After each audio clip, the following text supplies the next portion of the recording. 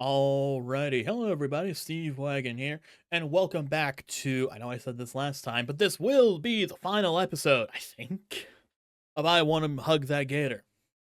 The last we left off, we went through the story, again, a little quickly, and we have made the correct choices, the correct decisions, and we have gotten a better outcome. Like, it's actually so much, it's so much better. It's so much more lovey-dovey, at least. Right now, we have just finished building Olivia's new wheelchair together with her. That was so nice. And now we are about to go out and have some hibachi. Let's see how this goes, shall we? Dot dot dot. Before we knew it, we're admiring passing buildings as our rail car races towards the city. One thing we noticed were the Christmas lights tangled about inside the metro, which gave it a much cozier vibe. As we near the concrete jungle, even the streetlights and buildings grow infested with the holiday cheer. I can only imagine what this place will look like in the coming days. Definitely coming back here with Olivia, later with Olivia, along with my camera. After a bit of walking and sightseeing, we arrive in the city's Japanese district, Little Trodon. Little Trodon? As eager as I am to look around and immerse myself in the surroundings, Olivia's appetite for hibachi outranks it. We can always check it out after, anyways. Ah, look at this place. It looks pretty nice. Heading inside, there's a distinct scent in the air that enters my nose. I can't pinpoint what what exactly smells like, but the word aromatic comes to mind. Konnichiwa, welcome. A table for two, I presume? Okay. Yes, I called earlier for a reservation. The waitress takes a moment to look at the tablet placed in front of her. Ah, yes, table for Mr. Nito and guests. Follow me! Grabs us a menu and leads us to the main dining area. As we're guided through the restaurant, I take in the interior design, seeing various set pieces, decor, and portraits of famous actors posing with who I assume is the owner of the restaurant. Entering into the main dining area, the sound of lively conversation floods my ears, as does the savory fragrance of the food being cooked for the other patrons. Just as Olivia said, each table had a grill in the center, where a chef was chopping, dicing, and slicing. I can feel my mouth filling with the drool with each passing moment. Finally, we reach our table, where another party occupies the other remaining seats. Enjoy! So, how would you... My hand waves over Olivia, around her chair's handlebars. Olivia seems to understand what I'm about to entail, because without a word, she effortlessly hoists herself out of her wheelchair onto the dining chair. Alright, cool. I fold the wheelchair, place it by a nearby wall, and seat myself next to her. Nice. So, how are you feeling so far, Liv? Olivia smiles, letting her cold fingers splay out near the grill before us. Her tail curls up over the counter and joins them. I join her for a few seconds, warming my knuckles. I already like this place. It's like a combo of a show, a diner, and a sauna. I reach for the menu that sits between us. Let's see. You already know what you want to get? Sushi. They got the good stuff here. He points to something on the menu I don't have hope of ever pronouncing correctly. Nevertheless, it looks appetizing. What about you? I'm thinking something warm and filling. Oh, what about this dish then? He points at one of the specialty dishes titled Trodon Delights. Trodon Delights. Chicken breast, hibachi steak, and colossal shrimp lightly seasoned and grilled. Oh, that sounds so good. Kinda like a variety dish. Sounds good enough for me. At variety, an idea overcomes me, and I scan the menu thoroughly. The section in particular takes up nearly the entire page. It's something I recalled from some of the foodie blogs I'd read. Hey, why don't we try all the appetizers? What? Laying the menu flat before her to the appetizer page, her eyes widen at how many choices there are. Yeah, like, we should try sampling everything and see which is the best. That'd be really expensive though, right? It would. Each plate already costs over $15. $15? But consider the experience. Not worth it. I can see her practically salivating at the look as she looks at the page. How about half then? That'd still be around 7 plates, but I'm sure I can cover that much. Okay. He cuts me off before I can cheer. But not all at once. I want to appreciate the show, too. So 2 dishes at a time. It's a weak concession. I already figured Olivia's plan to fill up early to save my bank accounts. Sure. So, we debate which appetizers to pick and start with, our voices now mingling with the rest of the ambience as we wait to order. By the time somebody comes around, we've compiled a list of the most appealing sounding options. Oh, okay. Sorry. For a moment there, I thought this guy was a tiger because of the stripes. No, he's I don't know what to say. Raptor, maybe? I don't know. I think I'm about to be a little racist towards the dinos. Eventually, a chef approaches our table with a large fork and a blade in hands, scraping the two against each other in a theatrical manner before greeting us and heating up the stove. He uses a nearby container of oil to cover the cooking surface in the shape of a smiley face, before setting the assortment on fire and spreading it across the stove with a blade. A second staff member drops off a cart filled with uncooked meats and veggies that will soon become our dinner. With his ingredients readied, the chef starts his performance, expertly spinning his razor-sharp utensils with a grin on his face. Vegetables diced and stacked into explosive mini-figures. Meats sizzled, flipped, and thrown through the air. Fish and shrimp sliced and juggled around the chef without even looking. Even as we were served up our starting orders, we were entirely too focused on the master chef. Olivia is completely enthralled by the performance. Not that she's the only one. The dexterity and skill the chef has with our food isn't like anything I've seen at any high-class restaurant my parents dragged me to before. Rich kid. After a minute or two of watching the chef's culinary showmanship, the couple beside us receive their order. He eases over a step to now stand before Olivia and I, his eyes carefully scanning a tiny scrap of paper before nodding. Konbanwa, my hungry-looking friends.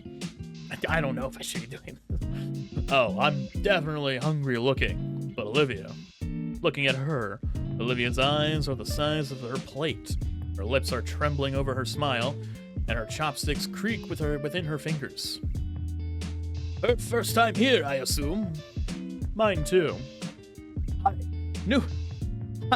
new friends to our lovely city. Allow me to give you a proper Volcaldra welcome. Before I can tell him we aren't tourists, the cook sets down a pre-peeled onion on the grill. With his sharpened spatula and tongs, the onion is cut expertly, and then its rings separated and stacked into a neat cone. Then he raises a finger with a smile. I can't help but lean forward. He holds up a bottle of clear liquid and squirts it into the cup. Whoosh! I reel back at the sudden heat erupting from the onion cano, fingers tapping just above my eyes. Oh shit, my eyebrows. You're fine, Inco. Relax. Confirming the few bits of hair are still on my head, the chef laughs and slides the onion creation around. Warm enough of a welcome? Quite. He laughs as the onions are added onto the first appetizer plate, a sampler of various garnished fish and meats.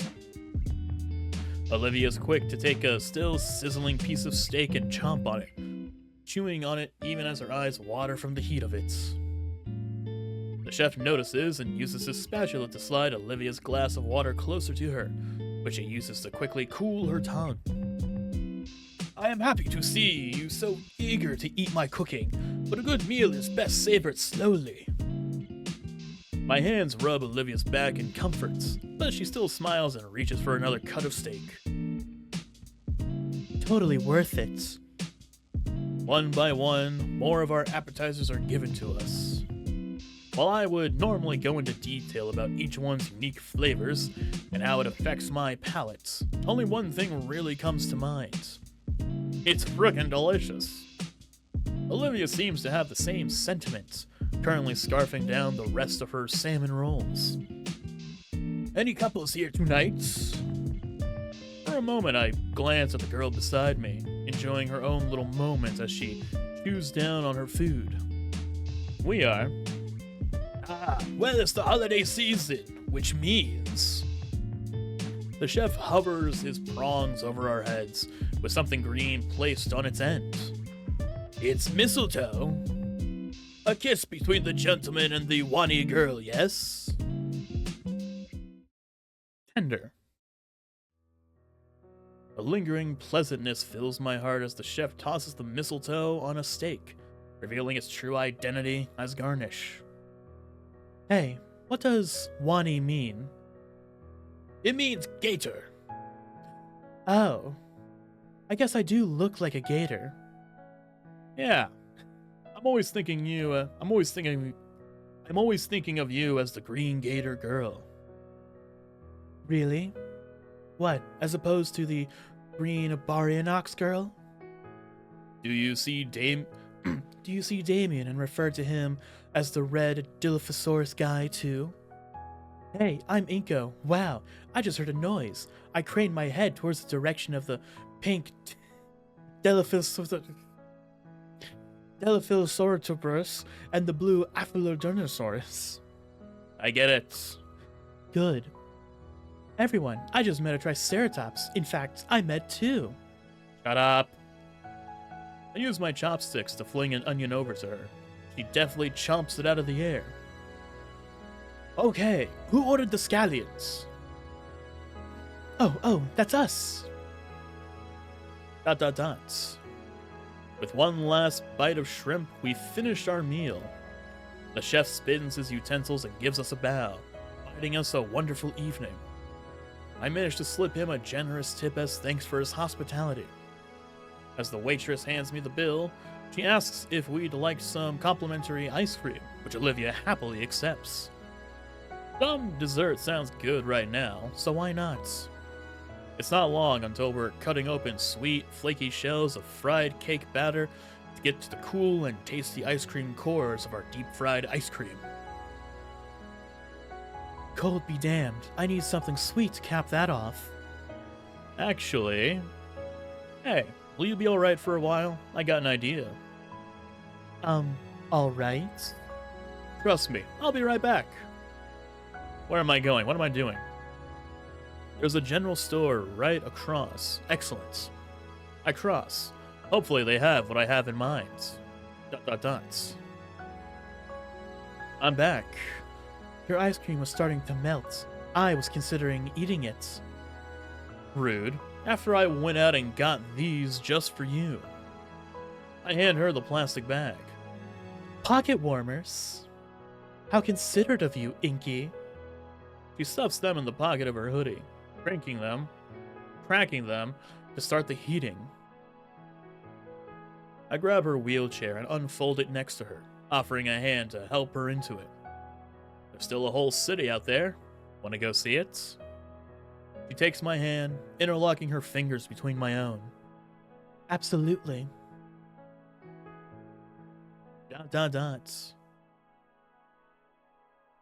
Back outside, I finished the last of my dessert and let out a sigh of satisfaction. That was delicious. I'm just, I'm just now seeing this little guy all in the back. What? He looks like something I know from somewhere, but I cannot put my finger on it. It's gonna bug me for a while, but oh well. Ugh. Who are you? That was delicious. Couldn't agree more. Well, I'm not sure how fond I am of having the smell of hibachi on my clothes. Better than that cologne you always use. I use cologne? You notice that? Her head suddenly turns away, focusing instead on the open-air markets in the distance. Well, we're in Little Trudon. The weather makes foot traffic non-existent. The town is ours. Where do you want to go first? She looks positively giddy, looking around the stores, looking for the best place to start. That way, I got a great feeling about it. Ooh, look at this place. It looks so nice. With Olivia as my guide, we make our way towards the shopping center. Man, if the main part of the city's holiday lighting wasn't captivating already, Little Trodun is just as whimsical. Fairy lights wrap around the street lamps, while paper lanterns hang along the streets, illuminating our path in a reddish hue. Holiday cheer and cultural tradition, meshed perfectly together. We're here. Here, looking to be some kind of Arabian bazaar from a movie, except built into a building. There's walls, and even a ceiling, though the ceiling is plastic and semi-transparent. But the walls are all cut into, with cheap canopies jutting from the tops of the openings, and so many colorful knickknacks hanging from them and over tables, equally filling to bursting with a plethora of items. With each stall, I see a seller stationed right next to a cheap eater, waving and shouting at anyone who passes by. While the streets had looked devoid of people, this shopping center was packed to the brim. That's the one. The one? I just know it. Lead the way. We're going by feeling. That is how we will find the specialness. As we get closer, I can't help but notice the variety of interesting items being sold. Cheap-looking toys that light up and make music, t-shirts with various decals and vulgar jokes, and jade jewelry that looks like it was handmade this morning. All of which have signs marking their prices that, frankly, reflect their quality very poorly. Further down the shopping center, we reach a section of the indoor market that looks almost like a convenience store. Shelves upon shelves of exotic produce are placed along every wall of the store. In the center are displays showcasing snacks and candies with ineligible signs and cutesy mascots. The ceiling's now covered in greenery, more paper lanterns, and banners adorning more Japanese text. Olivia's eyes light up with glee upon seeing the wide array of oriental goodies. You know, let's make this our Christmas shopping. She nods and grins, and we start scanning each stall slowly. Immediately, I'm drawn to one that is exceptionally vibrant, from all the toys on show. Some of the plastic figures are even making noises, though that's a certain rattiness to them. Rattedness? Still, I'm sure I can find something for Vinny. Recalling our first meeting, I look for any Power Raptor figure I can find on the table. Aha! Picking up the package figure, I wave Olivia over with her sugary treat hunting, or from. Think Vinny will like this? She quirks an eyebrow briefly, and then gives me the flattest stare I've ever seen. No. Ah, why not? Inco, that's such a shitty bootleg. Like, it's not even named right. I look at the package of the small green figure. Powerful Raptorials. Huh. Yeah, a lot of the stuff is cheap knockoffs. If you want the good stuff, you gotta look in the back. The back? She rolls her eyes, but motions for me to follow. Olivia wheels herself past the table and deeper into the stall. And the first thing I notice is how there's even more boxes of toys along one wall. And opposite to that wall, covered with a lot of swords and knives and other pointy lethal things. Instead of looking at the toy wall, Olivia's eyes are glued to the weapon racks. I don't know how I feel about that. I, don't think Sophia would approve. Oh, yeah, no. It takes a colossal effort on her part to turn herself around. Partially from how cramped the space is, but mainly how her eyes linger on a particular sword on the shelf. Looking closer, kinda looks like the one from the show we watched together. Neat. Maybe... Nah, Sophia definitely wouldn't approve. It doesn't take long for Olivia to pick out a pair of toys to gift Damien's younger brother. Though I don't think wooden weaponry counts as toys. Our purchases were made, we moved on to the next person on our list, and the next stall.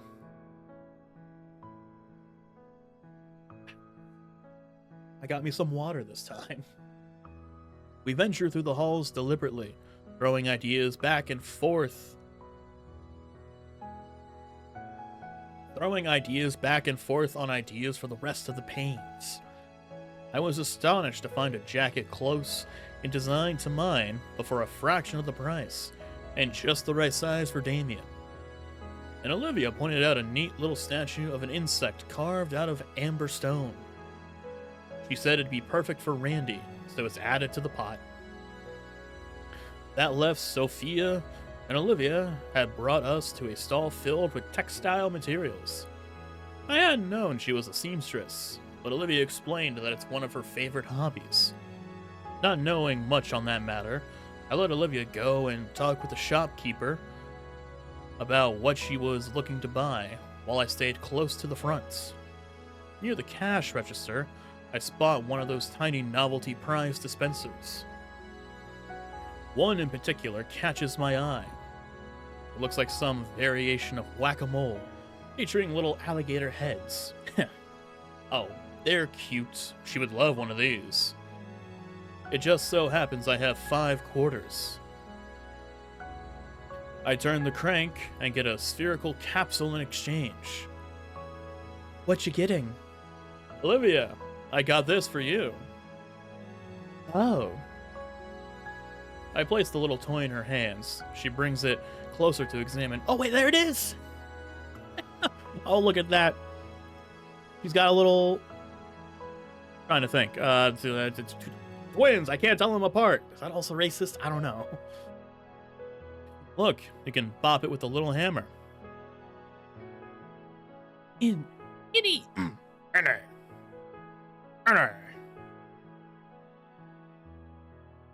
Ow. I know just the place for it. This is going right in my little treasure hoard. The thought brings a smile to my face. Did you find what you were looking for? Yep. She pulls out a few colorful bottles from her chair's compartments. These babies will look great on the canvas. They had just the colors I needed too. Whoa, how's it different from regular paint from the store? It just is. It just is. Okay. I also got Auntie a roll of fox silk. She's always wanted to work with silk. ... An hour later, we've seen just about everything. Looks like it's just in time, too. All the friendlier stalls are starting to close down. I don't want to get caught in tight alleyways in the city after dark, so Olivia and I call it a night and start heading back to the metro station. We make one last turn to come to the entrance and... Whoa. Giant Christmas tree. It's a large circular clearing The widest space I've seen around here. Probably meant for performers and such. In the center is a huge Christmas tree with colorful strings of lights connecting it to the surrounding stalls. How did we miss this coming in? Whoa. We both have to crane our necks to see the star on top. It looks mosaic, each panel a different color to create a star within a wreath, the entirety of it aglow from a singular light source from within. The colored lights bounce off us as we approach. They color Olivia's snout in reds, blues, purples, even some more vibrant greens. Even her breath, coming out as vapor, is lit up like it's part of the Christmas tree. For a moment, we stare at the Christmas tree in silence. All I can hear is the subtle ambience of our surroundings. It's serene. ... Was this a nice break? Yeah. Well, you know me. I'm itching to get back into it. You look back at the tree. Back up at the tree. It's bright. Merry Christmas, Olivia. Christmas isn't until another few weeks. I know. Just felt like saying it. Yeah. Merry Christmas. Olivia's hand finds mine, our fingers intertwining slowly, and our palms pressed warmly together. She doesn't speak, but her eyes convey so much. I carefully set down our shopping bags and take a knee beside her. She leans over her chair's armrests, bringing her head close until she can rest her chin on my shoulder. I can feel her lips move in a silent whisper as she nuzzles against me gently. A smile comes to my face as she mouths her appreciation for our first official dates. Following her example, I lean my head back against her. My jaw moves, but no words come out. After all, we don't want to disrupt the peaceful silence. But still, I know Olivia understands my own wordless thanks as I feel her lips quirk into a smile. We stayed pressed together for some time.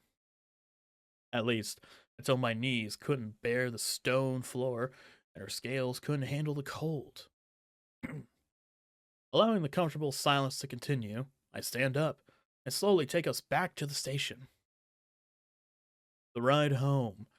We're lucky enough to get the whole train car to ourselves. Olivia huddles close the whole way back. ... It's officially winter in Volcaldra Bluffs again. You know what that means? Never mind.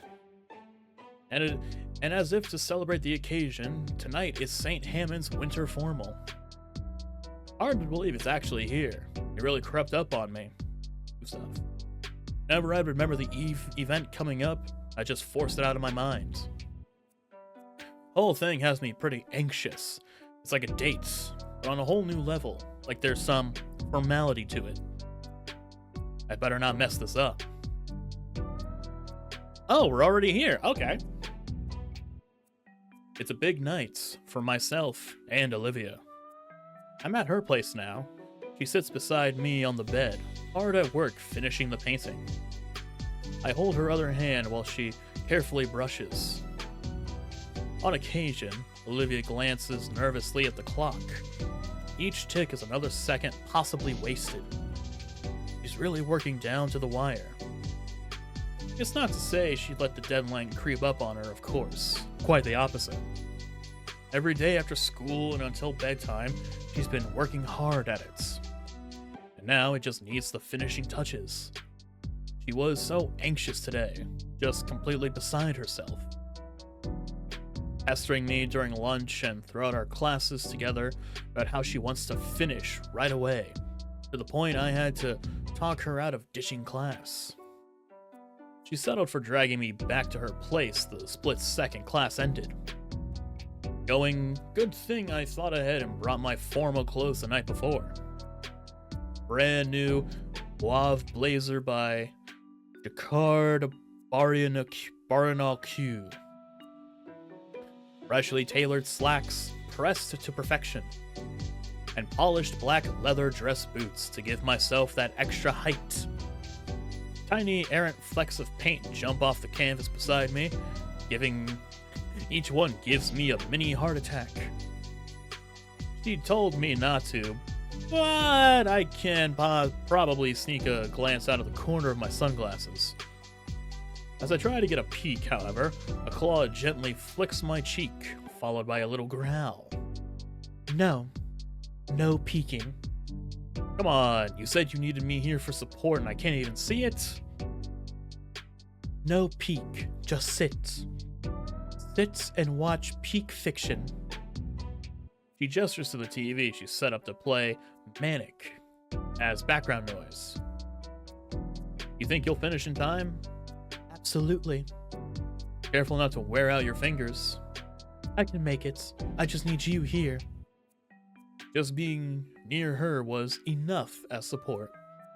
Though her tail would slither its way to me, it, along with guts, occupied my lap, and my actual support became evident as my hand ran over both scale and fur, eliciting cooing noises of comfort from my girlfriend and her pets.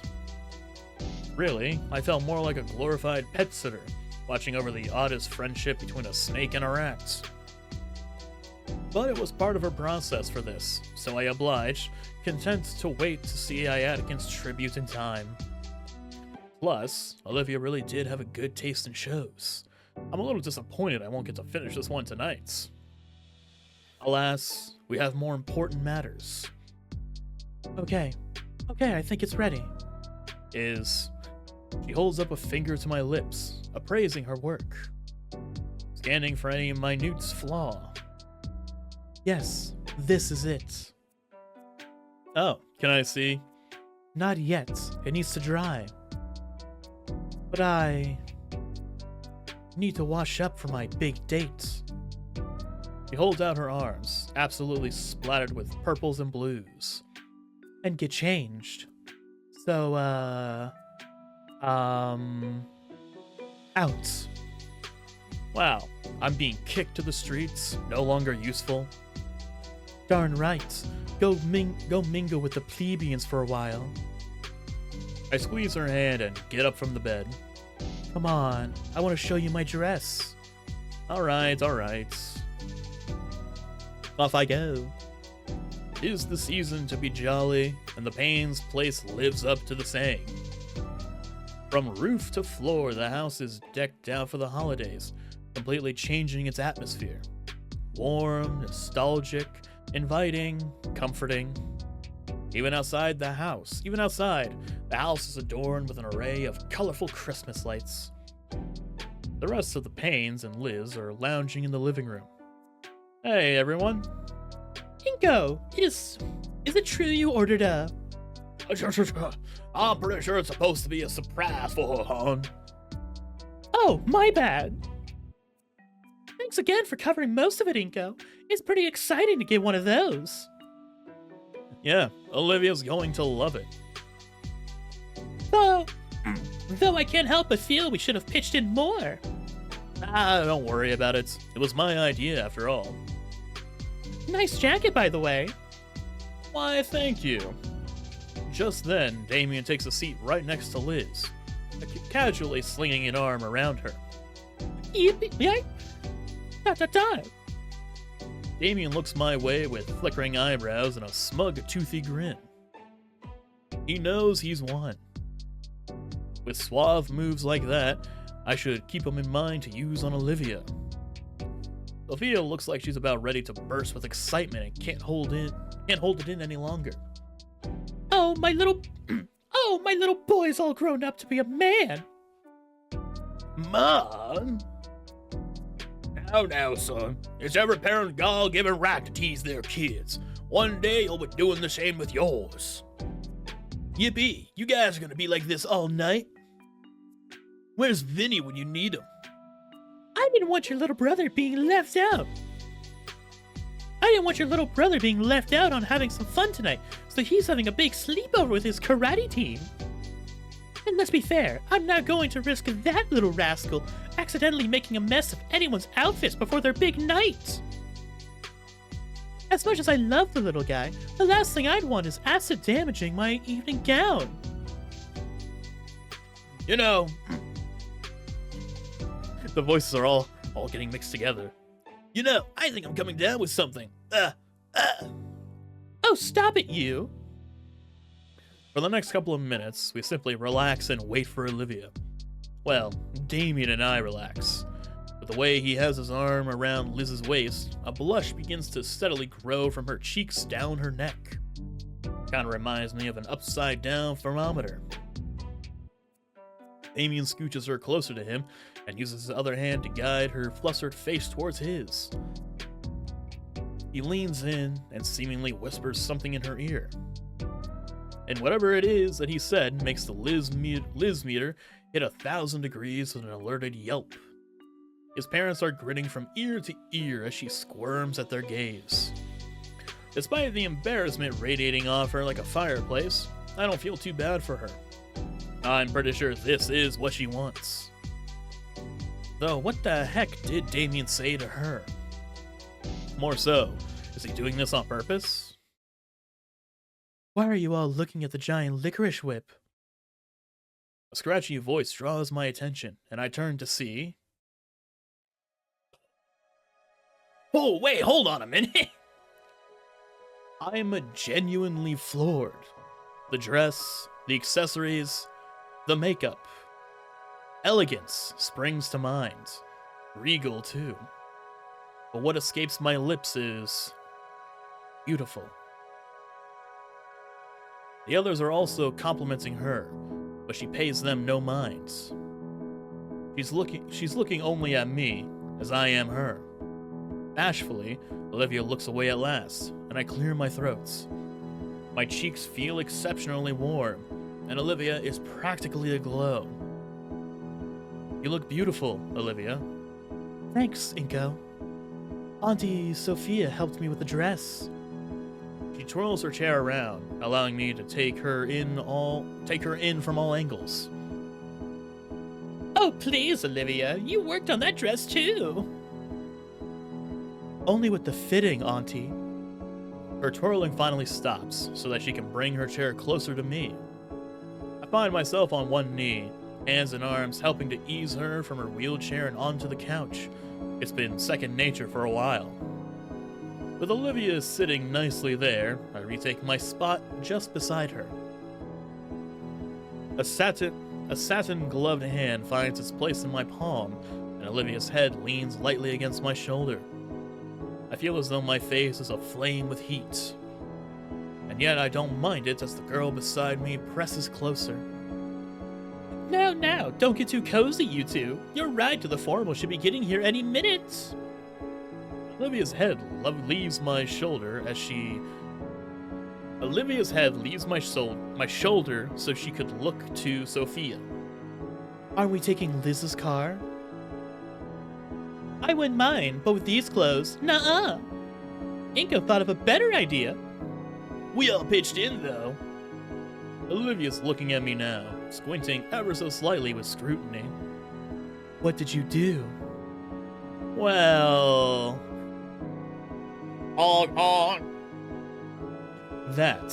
I did that. Damien and Liz are already moving toward the door.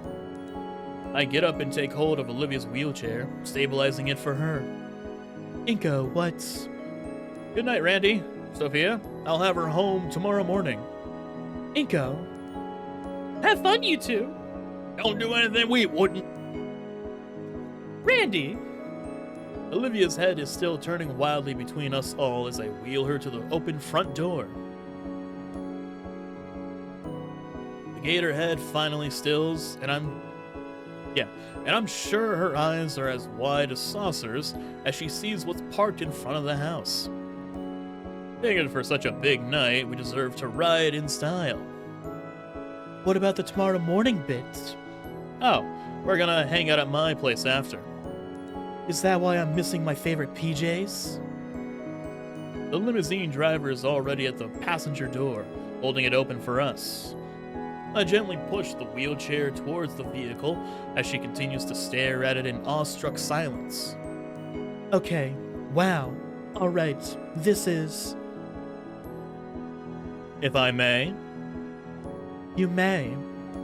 I carefully take the painting from her with both hands and place it against the back seats. Once Olivia's satisfied, it's her turn. Back to the limo. What am I talking about, back to the limo? This is our first time at the limo. Oh wow, it looks even nicer than on the website. Hey, Inky, the bar's free game, right? I throw Damien a thumbs up. Making sure. It's all paid for, amigo, with a little help from Liz, of course. Awesome. Damien's already pulled 2 glass bottles of cola from the tiny fridge. Hiss pop. Using his tooth like that was impressive. Not gonna lie. He cracks open the second one with relative ease. For you. He gestures with his bottle if I'd like one. Sure. Careful you don't spill on the painting.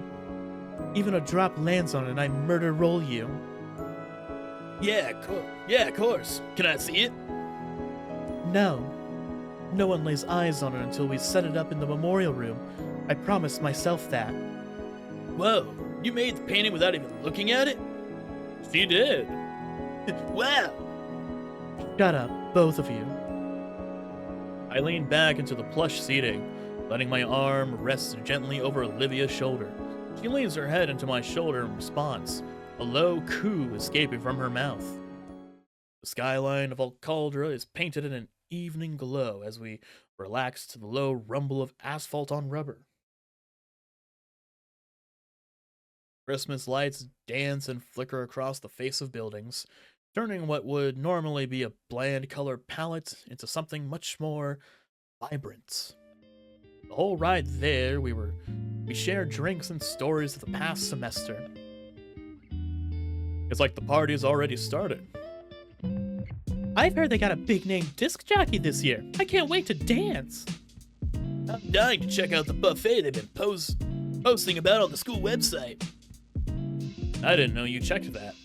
Special occasion. They got everything tonight, man. You name it. Burgers, pasta, steak, tacos, cake, even some of those yummy leaves for Liz. I'm glad you thought of me. I'll be gunning for the buffet room first thing. You guys will be joining us for dinner, right? Maybe, but first, I want to get this painting on display as soon as possible. Thanks for helping me do this, Inco. I smile and squeeze Olivia's hand. She squeezes back. ... The convention center. The shining moment finally comes as our limousine pulls into the open carport in front of the venue, drawing the attention of the crowd. We wait for another minute or so in anticipation before the passenger door opens wide. Taking initiative, I step out into the open as the driver sets up the wheelchair with a flourish. Our ride makes a great set piece, and naturally draws the attention of everyone nearby as I ease Olivia into her chair gently. Whoa, that's Inco and Olivia! Her dress looks amazing! Man comes in a whole-ass limo and I get him my beat-up wagon. Olivia's smiling nervously as she carefully removes the painting from the back seat. I forget sometimes not everyone is so acclimated to this sort of attention. Have a good evening, sirs and madams. I thank the driver before we make our way to the entrance. A decorative red carpet stretches from the driveway and right into the venue, giving our walk inside a sense of glamour. We approach the sign-in table where a sizable line of other party-goers look our way. Figures. Oh, I'm an organizer with the paintings for the memorial. You are too, sorta. What's that mean? It means we can just waltz right in. Sweet. Circumnavigating the line, we see a familiar blue dino handling the sign-in and looking exceptionally exhausted. Though he smiles as usual when he sees us, his shifting eyes and rapid finger tapping indicate otherwise. Oh, Hey, you guys, you've made it, and in a limo, no less. Gotta travel in style. I couldn't agree more. Ben then makes eye contact with Olivia. And it's nice to see you up and about again, Olivia. I mean, crap, I didn't mean it like that. Hey. Hey, Ben. The tired teen double takes, clearly surprised that Olivia actually replied to him at all. Damien takes the moment to scribble a bit on the clipboard Ben was holding. Alright, we're signed in. Come on, Liz. Oh dear. Be seeing you guys. Whoa. Ben clears his throats, as though to dislodge the shock clogging his airway from Olivia speaking to him for once. How have you been? Olivia scans him over briefly. I'm holding together. Okay. I feel like making this has really helped. Would have liked for Mr. Iadican to see this, but...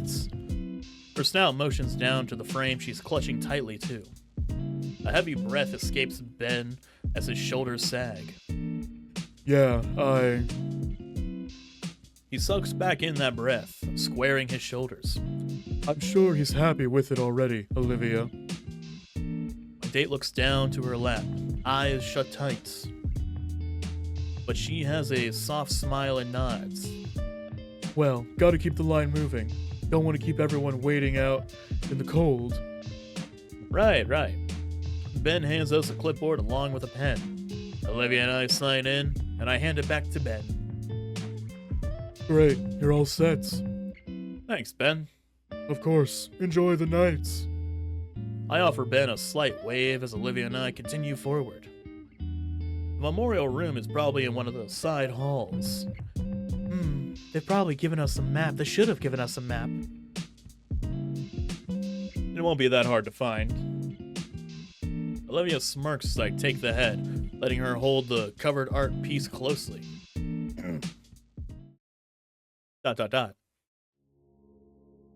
Ah, the memorial room. Just as I predicted, the memorial room isn't hard to find. It's a smaller room, with well lit and with little furniture. On the far end, a framed picture of Iadican and some of his old pictures from his classroom. Some from him, some from his students. A few other students here, paying their respects. Olivia taps my wrist with her tail, and I let go. I walk alongside her as we approach the portrait. I wonder when this was taken. Couldn't have been that long ago. He looks just like he did earlier this year. Olivia slowly rolls up to the memorial, still clutching the covered art piece. Is there an easel around or something? I was told there'd be one. Oh. There's an adjustable hanger on the wall, with bits to attach to the painting hanging in a little baggie. Wow, they thought of everything. Yeah. Can you put the hangers on? I'll hold it steady. Sure. I get the baggie, and Olivia stands the painting on her legs. Alright, take the covering off gently. Olivia watches carefully as I lift the cover. From this angle, I can't make anything out other than the same blues and purples. She breathes a sigh of relief when she sees nothing got damaged on the trip over. Okay, I fasten the hangers to the back of the wooden structure. I hope it's good enough. It will be. Done. Look at that thing. Okay, just look at that beautiful little thing, portrait of the fountain. Sorry, I'm taking it all in, you know? God, I wish I knew art better. Olivia gently raises the painting, carefully hanging it up on the wall like it could come off at any second. Finally, we both back away, and the finished painting is revealed to me. My hand clasps Olivia's shoulder in support. Olivia's head turns down toward the floor for a few moments, before a smile curls on her face. Finally, I can appraise the painting fully. Oh, okay, here's the closer look. Here's the close-up of it. Huh. I really wish I knew art terms that I could say. I'm just a simpleton. All I can really say is it looks cool. It looks nice. You got it looks more like, not as detailed, but more like, taps of the brush just running through. I don't know. I wish I was better at this sort of stuff. It's definitely the fountain, as well as the park we found it at. But its colors are brilliant. I should just let Inco, talk. Excluding a heat to it with warmer colors than Olivia's used in the past. Where her previous works always had a dreamlike quality to them, this one brings the warmth of the sun to mind. As if you were basking under the sun's light during the summer. Well, do you like it? Do you? I do. I'm proud of it. I was going to say something about how my opinion wouldn't matter if you did, but that's a better answer. I'm also proud of it. It's beautiful. Knocked it completely out of the park. I think we did. We? Yeah, without you, I really don't know if I could have finished it. Silver gray irises turn from the new painting and focus entirely on the portrait at the center of the display. While the sounds of the dance are still in the background, the pervading silence within the room overshadows it. Olivia's gloved hand covers mine, still on her shoulder. Standing before our teacher's mural, I bow my head and offer him my quiet thoughts.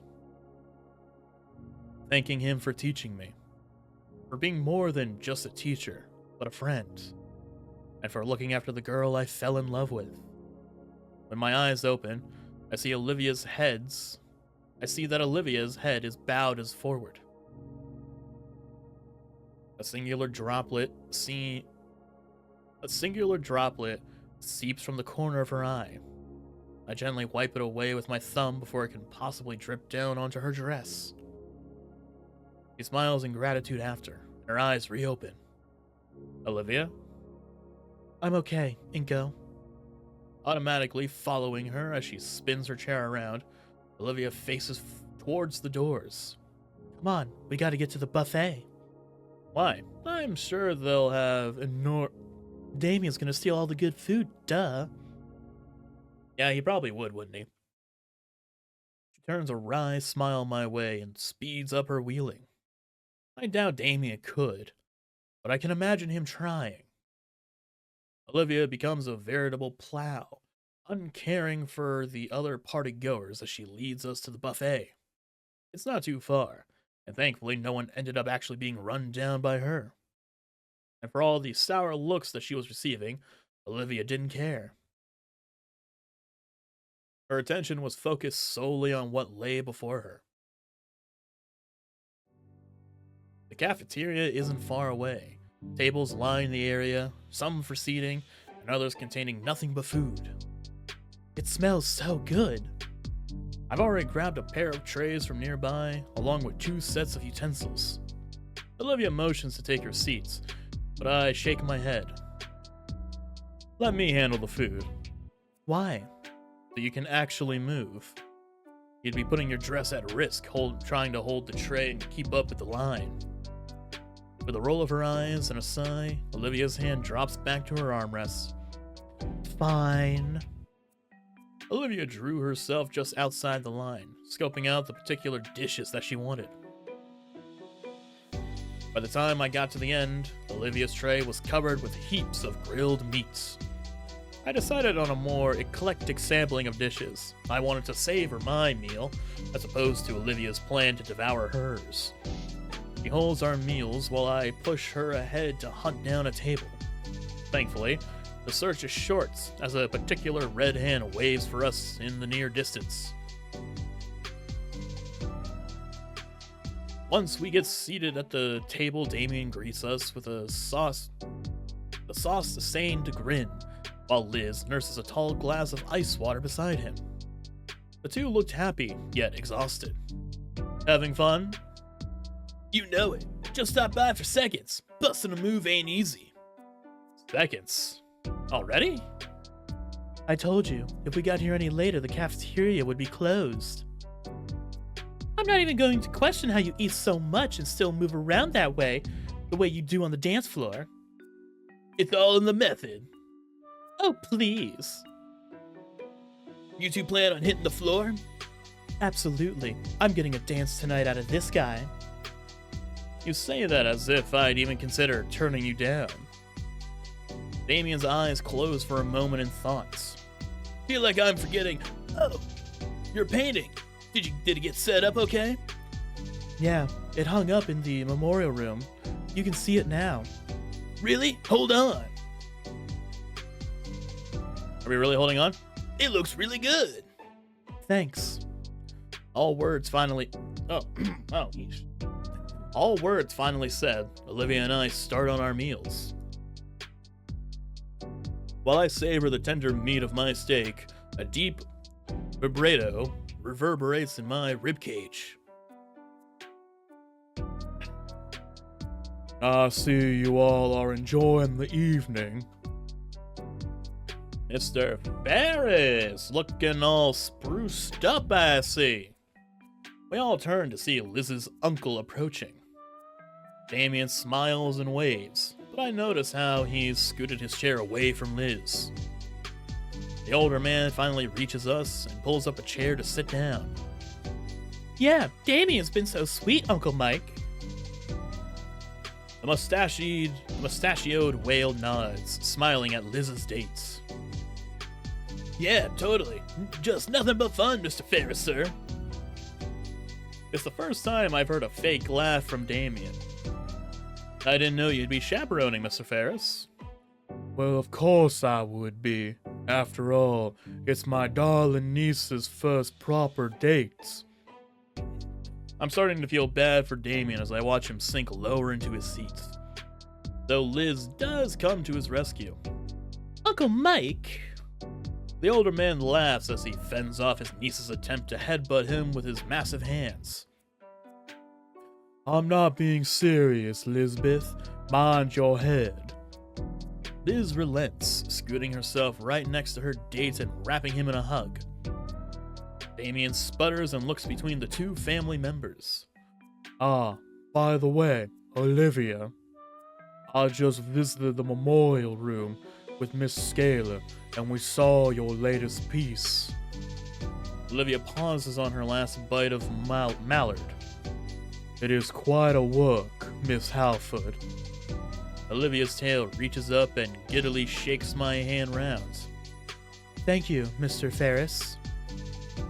In fact, when your principal saw it, she immediately wanted to showcase it in St. Hammond's Gala, specifically where Dreamscape once was. Oh.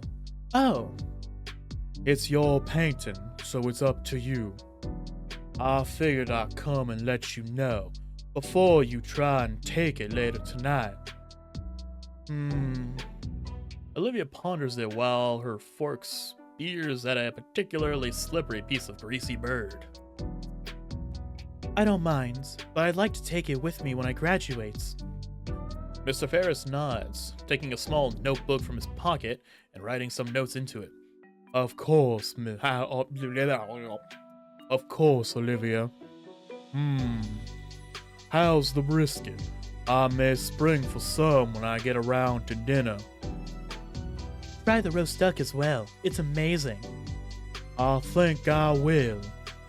Have a wonderful night, everyone. He starts to turn, but stops and looks at Damien, and stares. Bye, Mr. Ferris. Lovely chatting. Damien nods his way, and with that, Mr. Ferris leaves us to our meals.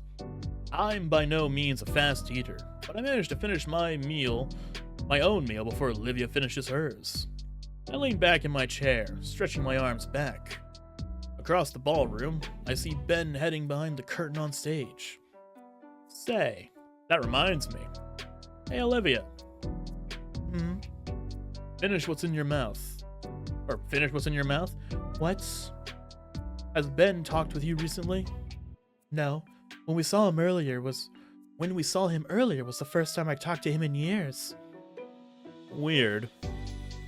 What's so weird about it? He told me weeks ago he wanted to apologize to you for everything, and I said he should tell you himself, in person.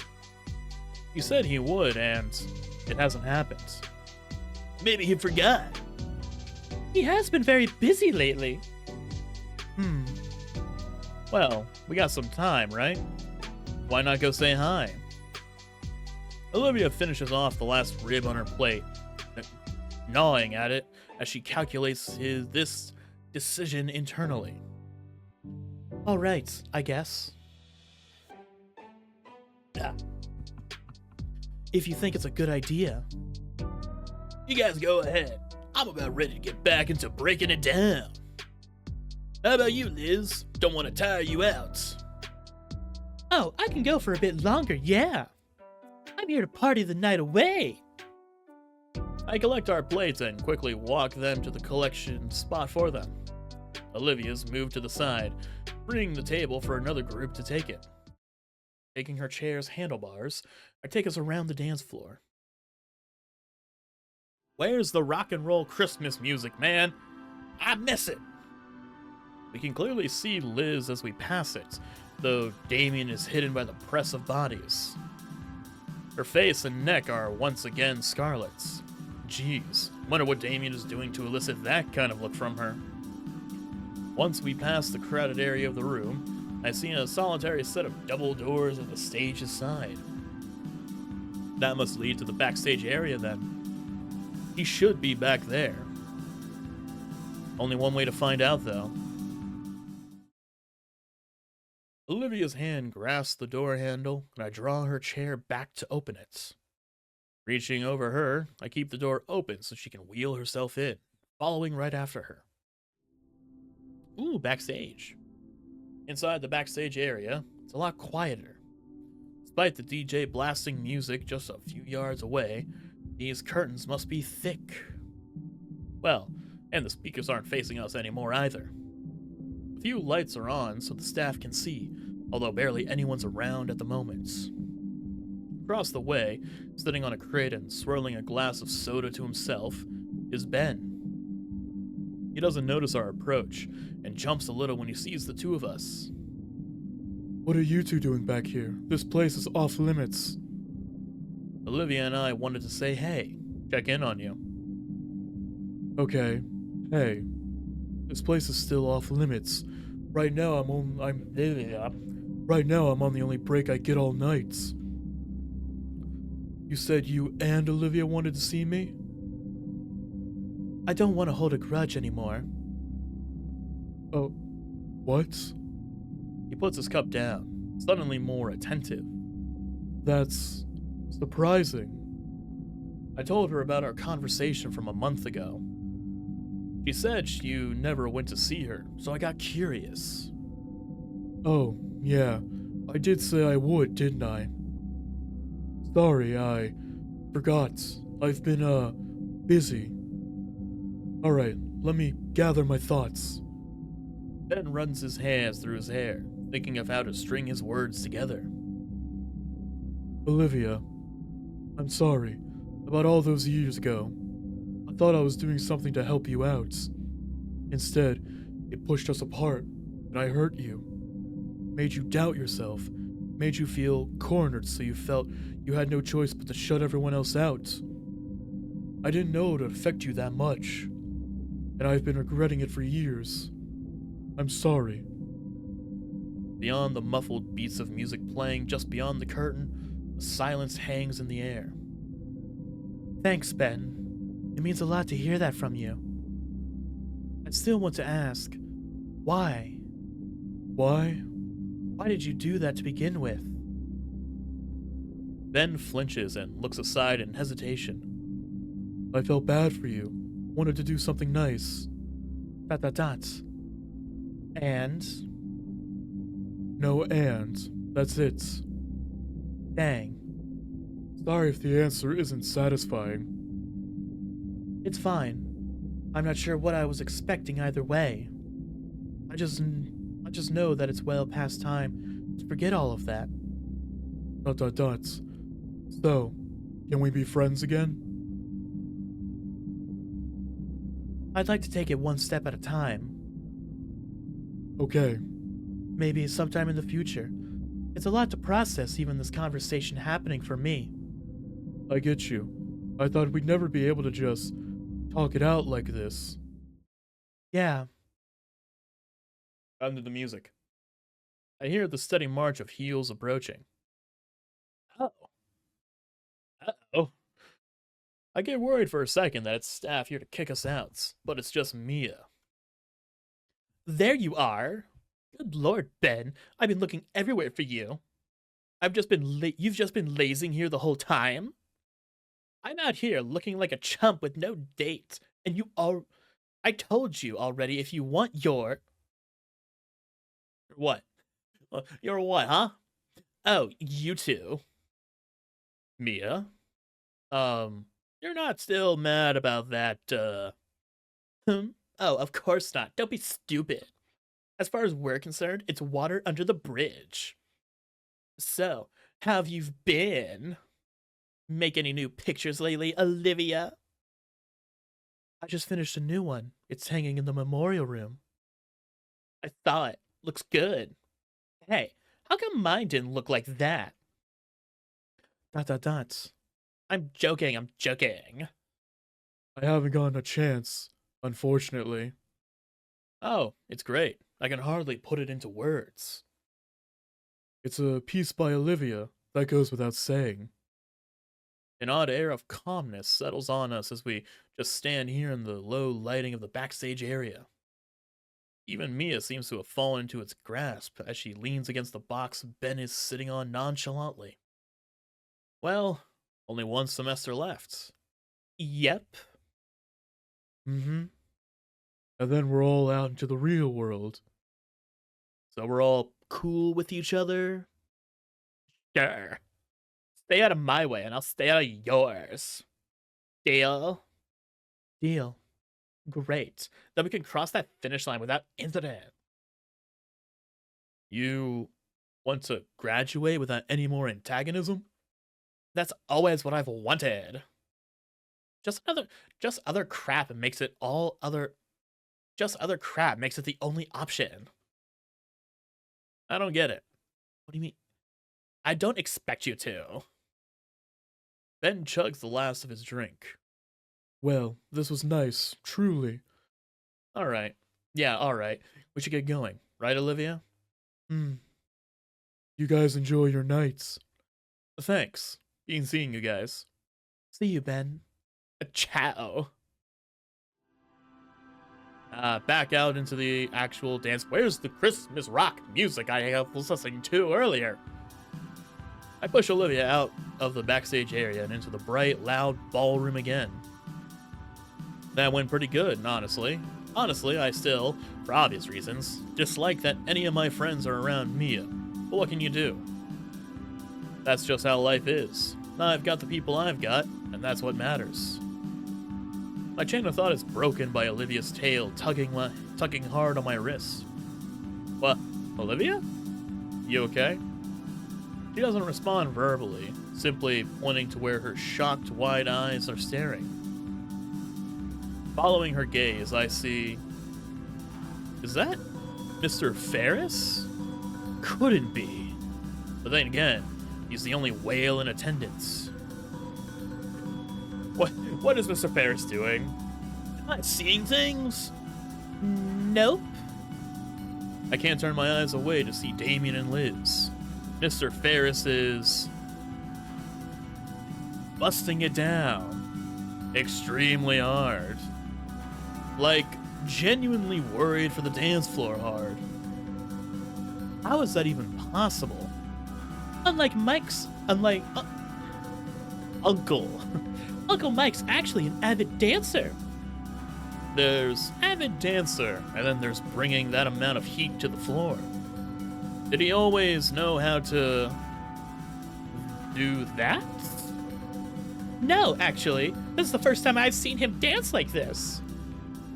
The crowd around Mr. Ferris has finally broken their silence, cheering him on as he thrashes the dance floor like crazy.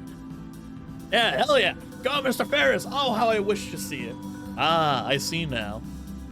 Mr. Ferris finally got some swag. Let's go! Good job, Mr. Ferris. I knew you had it in you. I can't help but feel some pride as I watch the older gentleman spin with reckless abandon on his head. Wait, he's spinning on his head? Oh, I guess he's... Oh! Mr. Ferris pants and takes a knee, showing off his freaky whale teeth with his gasping smile. Oh, that was... exhilarating. Liz's head vanishes for a split second, but returns with a full pitcher of water. He accepts the pitcher, drinking greedily from it like it was a mug. Oh, thank you, sweetie. That was awesome! You gotta teach me! Gladly, though not anytime soon. He practically collapses on the chair beside us, sipping from the pitcher more.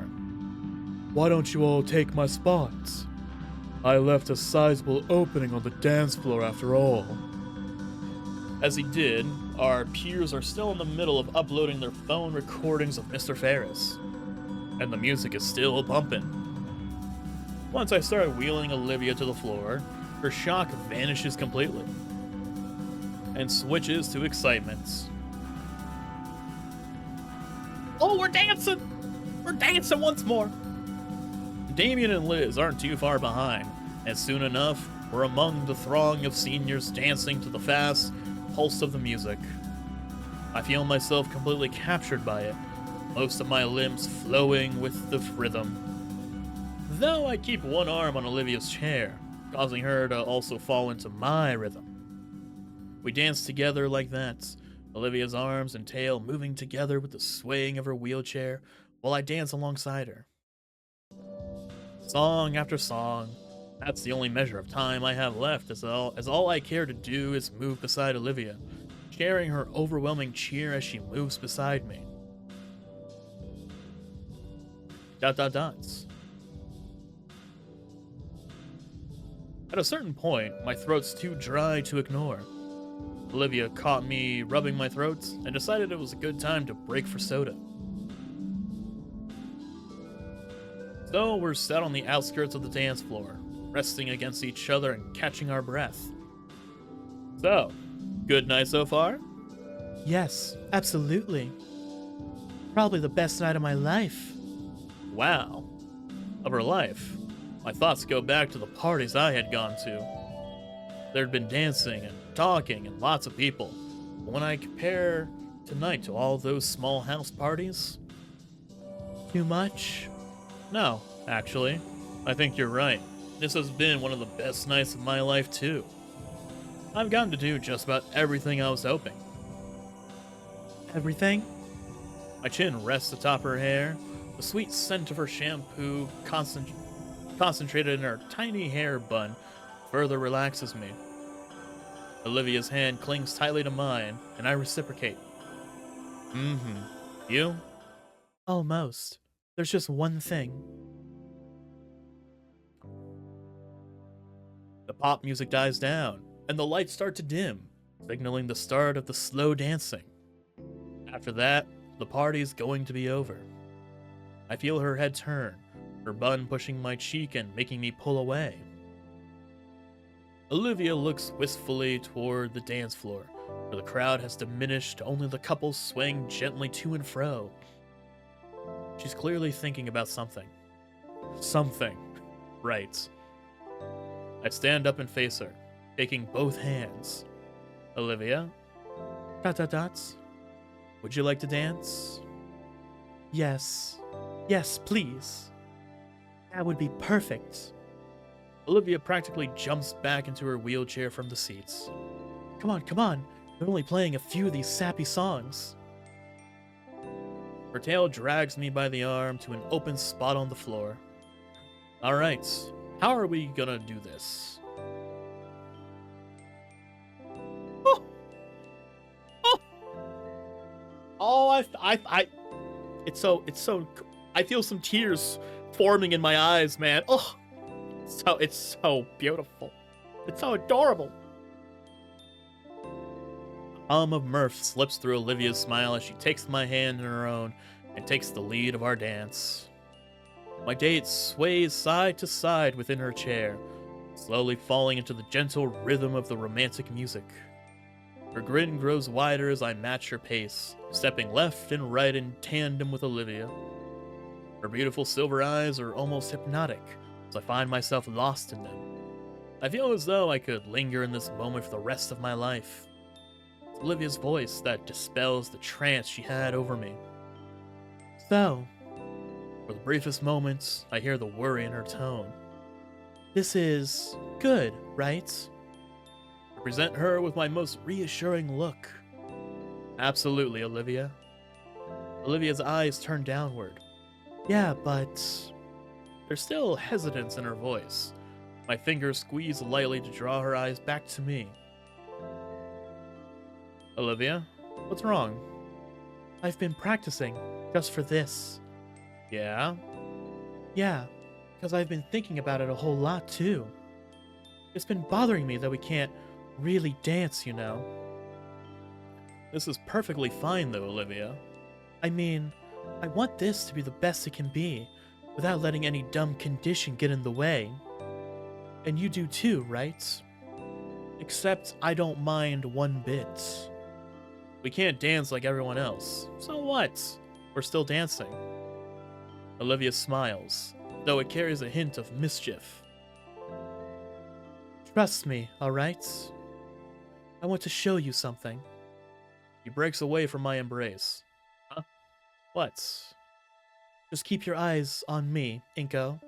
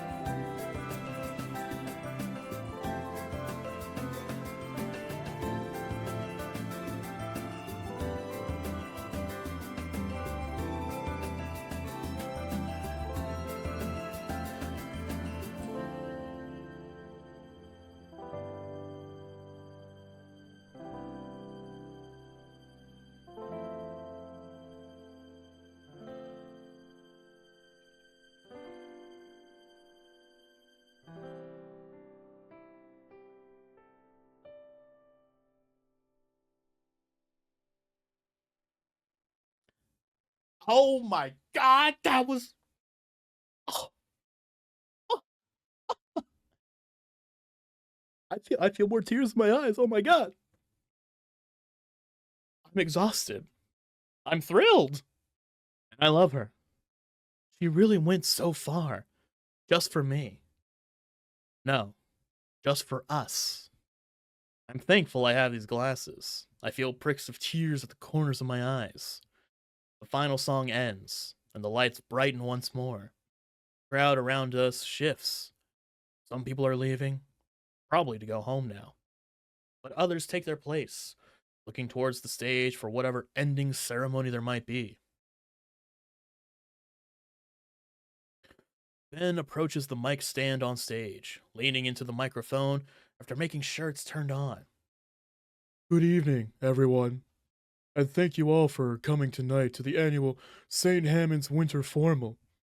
And a huge thanks to our student council team for putting this whole thing together. I hope everyone here made some memories they'll treasure forever. Oh, you know it, Ben. Oh, you know it. You know we did. With that last dance, our time here is up, and you're all free to go. Good night, stay safe, and enjoy your winter break. We'll be seeing you all next year. He waves once more and returns backstage. Some students start milling out towards the doors to their cars. Damien and Liz find us through the crowd. Hey, that was amazing out there. Thanks. You guys ready to bail? Yeah, the limo's out front still. We got him until midnight. Heck, we can stop somewhere too if we wanted. Oh, snap. Like ice cream? In this weather? In any weather. Olivia? I'm steaming hot. I'd actually would like a root beer float. Sounds like a plan. Olivia's tail trembles from the overexertion, but still snakes around my wrist as always. She huddles to herself as we leave behind the Grand Con Center and out into the freezing air of the city. True to my word, the limo waits just outside down the walkway. The driver gets out on seeing us and goes to open the door for us. Damien and Liz hop in, sighing in relief at the heated seating. I start helping Olivia in. Just like her tail, her legs are quaking from exhaustion as I help her make the jump from the chair to the seats. We're all collapsed on the cozy seats, the euphoria from the dances finally wearing off and leaving us with just the exertions of them. It's a pleasant soreness, though, as Olivia rests against me with a yawn and a tired smile. Damien hands out the last bottles of blissfully cold soda, which we nurse slowly. And now, all that awaits is a calm evening with my friends. Once more, my head lays atop Olivia's, feeling her soft air tickling my cheek pleasantly. She nuzzles back against me, her eyes slowly closing. Tonight, definitely, was the best night of my life. ...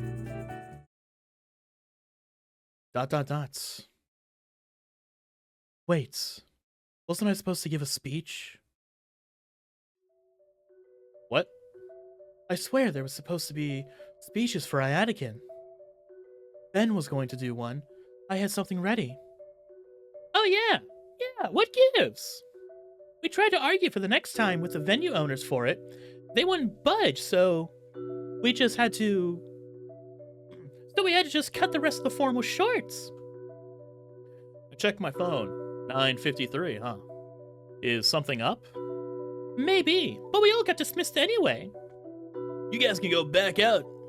You guys can go check it out if you want. I'll chill here. Should we? Olivia looks back to the entrance. Some people are still leaving, but I can see most are still inside, probably waiting for the ride since the formal ended early. Yeah, I'm curious. Alright. Hey, don't start driving yet. Sorry, we're gonna be a little while. Forgot something. Of course, we'll be right here. Thanks. Olivia and I get her back into the chair, and I push her through the cold into the con center. Inside, my classmates are standing awkwardly around, calling their folks. I guess we'll have to find Ben again? Alright, backstage? Maybe. Let's check. As we pass through the crowd, the principal takes the stage. Down. The mic isn't turned on. She annoyingly gestures to have it turned on and tries again. Ahem. Excuse us. We're having some technical difficulties at the moment. We should have one final event tonight. Our apologies for the confusion. Please wait while we get things organized. She's definitely annoyed at something. Something's up. When nobody's looking, we slip back in through the staff-only door. Now, where would Ben be? He's not back in the main stage area. There's a few other workers walking around, dragging the dining room chairs into neat stacks. They don't pay us any mind, however. Best not to push our luck and ask them where Ben is. Maybe he already left. Doesn't sound like him. Yeah, well, where else? There's a number of storage rooms, but no dice either. Just as we're about to give up, Olivia points out one last door in the back. It's like the memorial room, only far in the back. There's a few tables and a fridge. Ah, this must be the lounge. And it's occupied already. Oh, what's going on here? Thankfully, we found Ben. Though it seems like he's being accosted by Mia. Doesn't seem like she's noticed us as she looms over Ben. This is unbelievable. I really don't ask much from you. Could you, at the bare minimum, not be a jumpy spaz in front of my friends? I'm sorry. You better be. Tonight was important, and you nearly ruined it. Mia, I'm sorry. I've been trying my best. You know I can't help it. Listen. Listen, I've been good. I've been good like you wanted. Just please. I need my... Whoop. Mia holds a finger to Ben's mouth. She jerks her head our way to direct a silent threat of violence at us. People are listening. What are you two retards doing, eavesdropping like that? Crap. Hey, Mia. We were looking for Ben. Oh my god, why? Clearly, it's not a good time. In fact, you picked a very bad one. Show's over. Scram. Go home. I was saying, Mia, please. I need... Shush. How much longer are you holding it? You promised. I said shush. I'm serious. Holding? What are you keeping from him? I waited like you wanted. You said you would. Alright, you know what? We should talk about this on the way home. Come on now. Mia, it's over. It's been a whole month. I'm sorry I didn't listen to you. Please, I feel... Shut up already! What did you do to Ben? Nothing that concerns you, wheelie bin. Now come on, Ben. She huddles him by her chest and starts walking out the door. Naturally, we follow. What the hell's going on here, huh? Oh my god, I'm going to kill both of you. I thought we agreed to stay out of each other's way. Do you want a kick to the face? You said Ben would regret not throwing Olivia and I under the bus. Fuck off. Ben, are you okay? Do we need to get security? You are not doing that if you know what's good for you. What the hell is going on? What are you doing, Mia? She quickens her pace, stomping across the floor while Ben is struggling to keep up. We're about halfway across the backstage. No. Olivia, no. Don't do that. I just need something she promised. Everything is okay. Dude, you look like you're about to have a heart attack. I'm fine. I just need the... Ben, you shouldn't be talking now. We're going home, and we can talk about it then. Ben can't keep up with Mia and trips.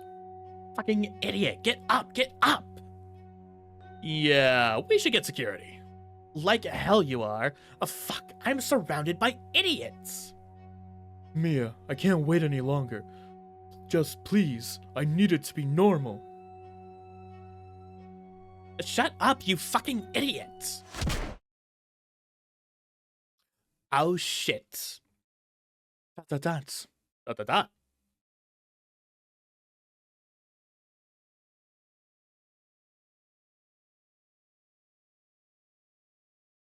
What the? Ben lies still on the floor. Mia's fist is frozen where it made contact. She pulls it back and stares between it and us. She knows it was a mistake. Her low impulse control finally got the better of her. Oh. Ben shudders on the ground. Glasses lie snapped in two parts, and he fruitlessly tries sticking them together like jigsaw pieces. Ben, are you alright? You know I didn't mean that, okay?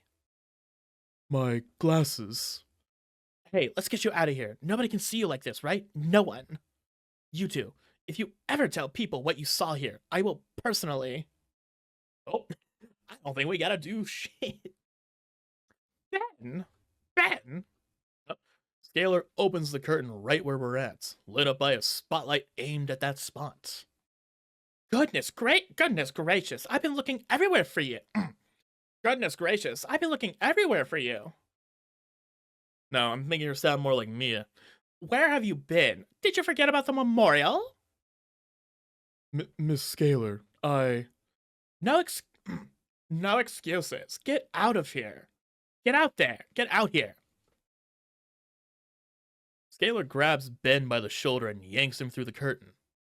All right, now we can get... Yeah, now she sees it. ... Dots.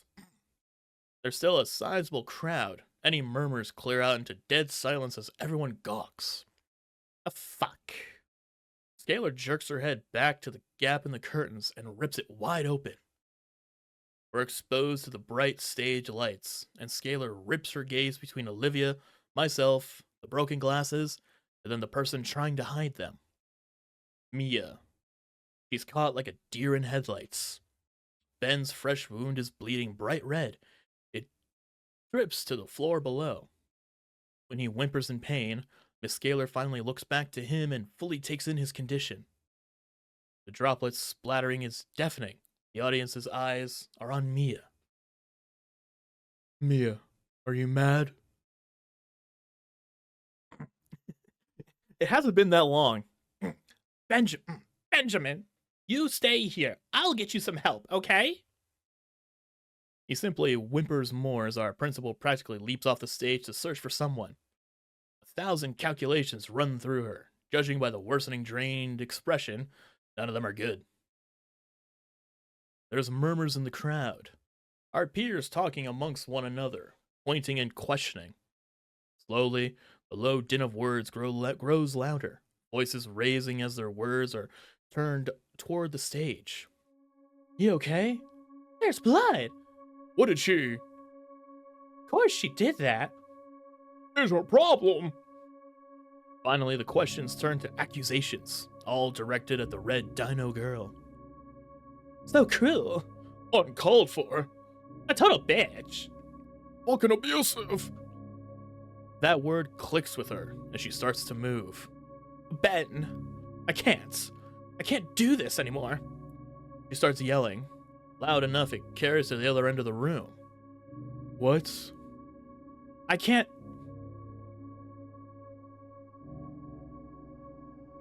take this abuse anymore. Just look at me. You made me like this. All those years.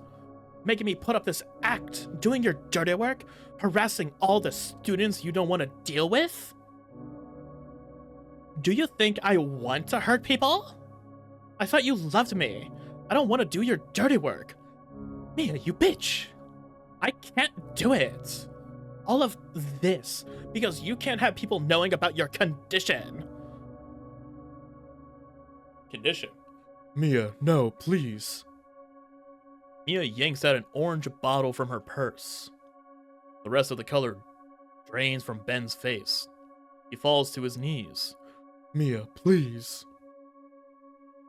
You're a fucking psycho. I don't want these anymore. You're a liar, and you've ruined my life enough. She throws the bottle at the floor. The contents within scatter 100 directions, all across the floor. Ben doubles over, covering his mouth. Now everyone else knows. Mia has tears streaming down her face. She starts towards the exits. Ben's on antipsychotics? No way, it's a bunch of bull. What are the pills? What the hell is happening here? It was supposed to be all wrapped up. We had a nice dance. It was beautiful. I thought that was it. ... Dots. The bottle rolls over to me. I don't know why, but I picked it up. I can't pronounce what's supposed to be inside, but I can read Ben's name printed clearly on the label. They're antipsychotics. So that's it. It's horrible.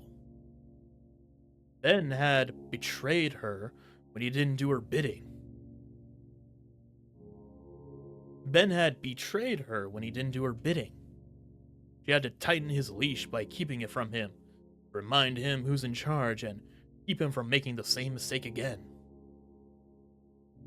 Mia, I love you. Don't go. Get away from me, you freak! I'll do anything.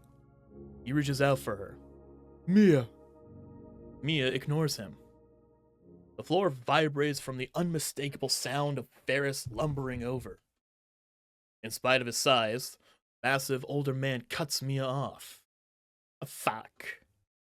I believe we need to have a talk, Miss Moretti. He reaches out to take her by her shoulder, but she ducks low, his grasp barely grazing her as she bolts past him and shoulders the backstage door open. And just like that, she's gone. Scalar returns to the stage with a first aid box in hand. She retakes the mic, her troubled words tumbling freely. I'm terribly sorry about all of that. We had planned to have some eulogies in honor of Mr. Iadikin, but Scalar is pretty deflated after all the commotion. And Ben? Where is Ben? Olivia tugs on my arm. He points off to the side, where Ben is sulking off into the hallway. Halford? Looks like you're the only one left. Would you like to say a thing or two? It's fine if you don't. Olivia looks at me. Her eyes are filled with determination, sending me a silent signal. Of course, Miss Scalar. I'll speak on behalf of Ben, too. Olivia looks pointedly at me, waving me off to go after Ben. Nodding, I take the medic box from our principal and follow after our injured friend before he too can escape from view. Hello, everyone. I'm going to say a few things about our old art teacher, Mr. Iadikin. Walking after him, Olivia's words fill the now quiet hall. Mr. Iadikin was more than an excellent instructor. I always saw him like a father figure of sorts, wanting to do right by me and by the rest of the students. I recall all the time I spent with him, teaching me everything he knew, doing his best to guide me, not only as an artist, but as a person too. I had gotten so caught up in my own worries that I couldn't see all the wonderful things about me or around me. Stuck within stupid walls I had erected, made from pity and self-loathing. And he had been the one to help me break free from those walls. He helped me to become a better person, because he believed in me, just like he believed in all his students. Mr. Iadikin believed in the best of people, and I finally realized what Mr. Iadikin's life work was. Not any painting, photo, or sculpture. It was us, his students, helping us to become better people. ... Mr. Iadikin, thank you. You were a wonderful teacher. ...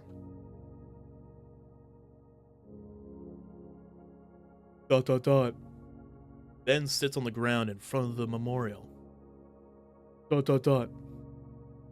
He's not crying. He's unresponsive. He's in shock. I guess I would be too. This has to be his worst case scenario. Hey. I set the first aid kit on the floor by him and sit as well. It goes unopened. Ben just stares up at the painting on the wall. ... This is hers? Yeah. It's good. ... Oh, hang on. I fish out the bottle from my pocket. The few remaining pills clatter in it as I pass it over. ... He takes it and stares at the contents before downing the last dose. ... So, I'm not going to talk about this, Inco. alright. With respect to Ben's wishes, I stay silent, and Mr. Atkin smiles down at us from his picture. She's been able to do something like this. Meanwhile, I'm just running around making things worse for myself. ... I look to the ignored first aid kit. He follows my glance and grimaces. Does it hurt? It feels better than what's inside. I'm probably only talking now because of the adrenaline. I don't feel like crying anymore. I just feel empty, or like throwing up. Now everyone knows. I tried, you know. All these social classes, all the times I forced myself to be a social person. I have noticed how well you get along with everyone. I did everything right, and now it's all for nothing. I don't think they'll care. Will they? Tell me, you see me the same way after hearing the word psycho? I already kind of saw you like that a little bit. Although that was from, previous timelines, but I guess I can't really say that now, can I? ... Neither does anyone else. It's just natural. It can be the mildest thing in the world, but the label doesn't discriminate. Even with all the good impressions I've made over the years, I'm a threat. I may as well just drop out and finish high school online. You're my friend still. And you're Olivia's friend. Am I? Given time, we just sit a while, staring at the painting. You know little Trodun? I took Olivia there. She loved the place. She got herself some fancy Asian paints for this. He nods. Earlier, I told her there wasn't any big reason I did what I did. That was a lie. You look at her and instantly know her whole deal. For better or worse, she can't hide what's wrong with her. But someone like me? You had to be told. That means as long as I can hide it, I'm normal. If I ever seek help, it just outs me. That hurts. So seeing her actively refuse it, take it for granted, one thing just led to another. It was stupid. So you did do it deliberately. That's just how feelings are, Ben. I notice my friend is looking less tense now. About Mia. I don't want to talk about Mia. She's gone. She was always telling me once she graduated she'd get out of this dump.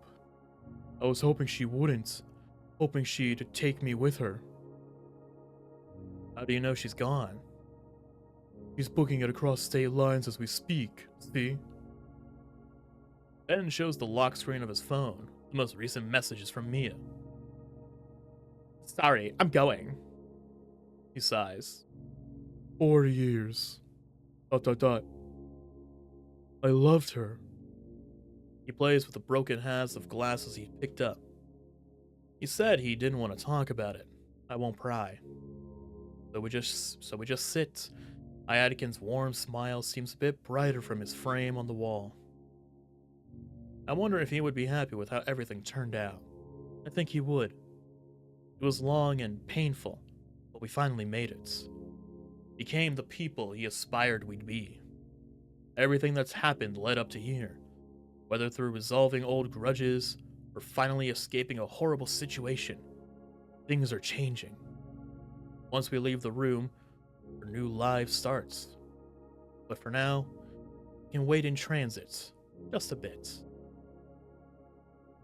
Ben's like me in a lot of ways. I remember seeing him earlier this year, effortlessly turning social disasters in his favor. But I struggled to do anything without someone's approval or attention. Looks like he couldn't either, and Mia used that against him.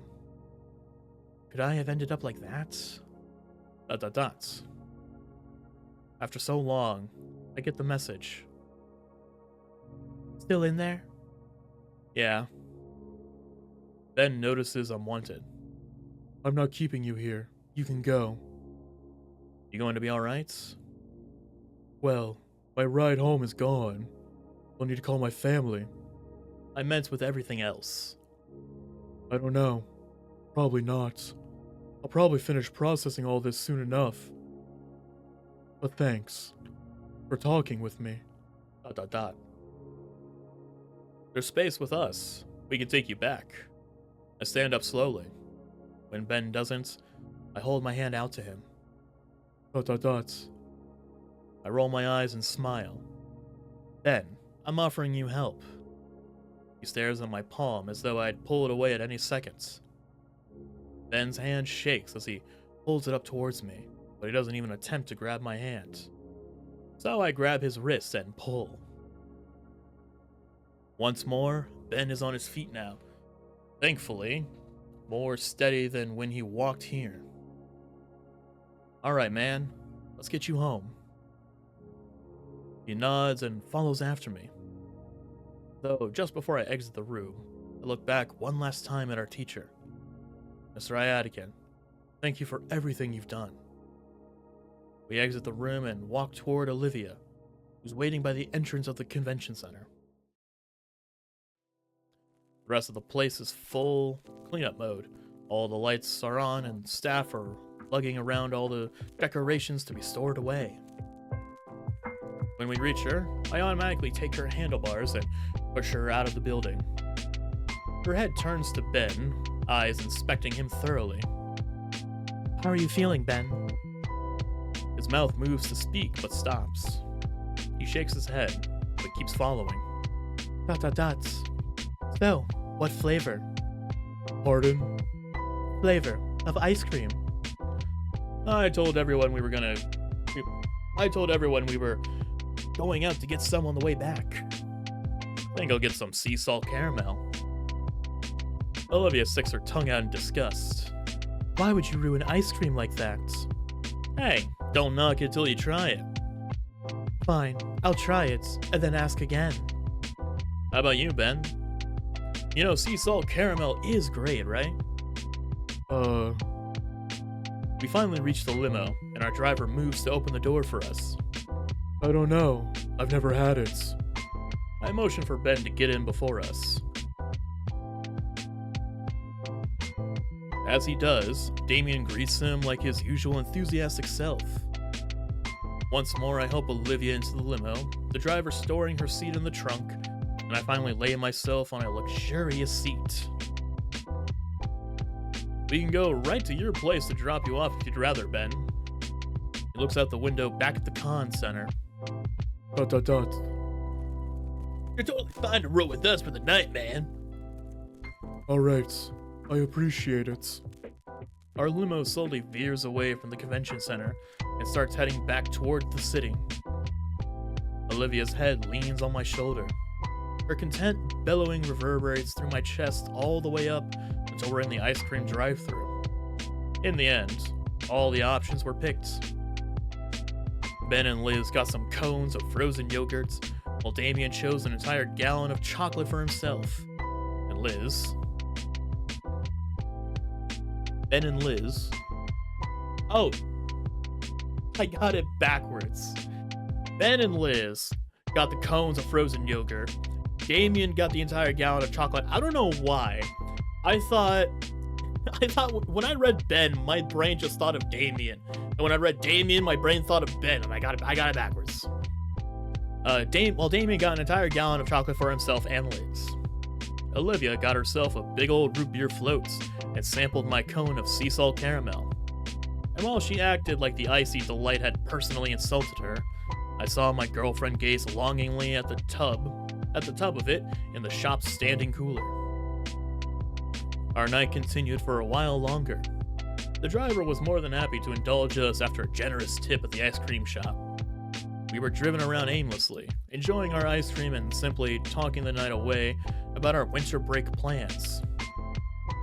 As our curfew drew near, Ben was the first to be dropped off. We said our goodbyes to him, and he smiled and waved from his porch until we could no longer see him. The walls between him and Olivia seemed to finally be coming down. I'm hopeful they'll come around to each other. Our next and final stop was my house. We were going to make the most of tonight after all. which meant enjoying the rest of these gallons with some good shows. Giving our thanks to the driver, we entered my home and made ourselves at home. Stuffy clothes are ditched for comfortable pajamas, and we settle in my living room with the whole floor covered by air mattresses. Liz's neck takes up the entire couch just so she can lay her chin on Damien's shoulder. They'd fallen asleep like that within the first hour of our anime marathon, leaving Olivia and I in peace to snuggle up together. Her purring bellow rattled my ribs, but in a pleasant sort of way. Kinda like a massage, which I needed based on how worn out all my muscles feel. I felt like I could just melt in her embrace right now. My eyelids grew heavy as my body felt blissfully at ease. But there was one last thing I had to do before I fell asleep. Hey, Olivia. Her bellows subside briefly. Yeah? I had a lot of fun tonight. Yeah, me too. She smiles at me, so soft and inviting. I give her smile a soft kiss, and she reciprocates with a similar kiss on my own grin. So I do the same thing, as does she. Back and forth we went, trying to kiss the smile off each other's lips. A war of smooches that I wanted to win, though my tiredness made it difficult. By the time my eyes refused to remain open, I admit my defeat gracefully. Love you, Olivia. The purring continues, and I realize Olivia's fallen asleep. Love you too. We drew close to each other one last time, embracing sleep like we embraced one another. ...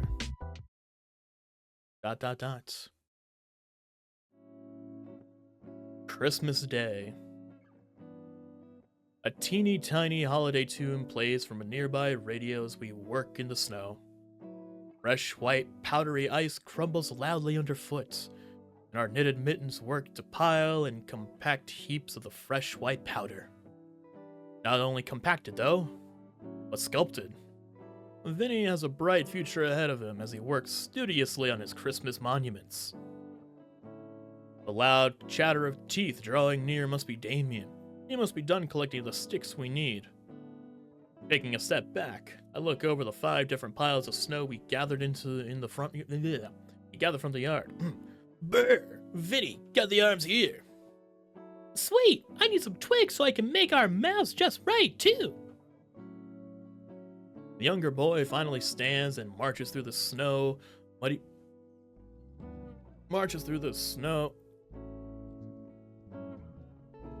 The younger boy finally stands and marches through the now muddy grass of the yard. Bro, Inky, you two start on the bodies. I'll make the heads. Damien salutes at his brother's orders, and we all start on finishing Vinny's project before it gets too cold. While I'm fine with my new mittens and scarf, the brothers are nearly freezing themselves for Vinny's arts, which at least motivates them to complete the 5 figures in the time it'd take me to finish a single snowman.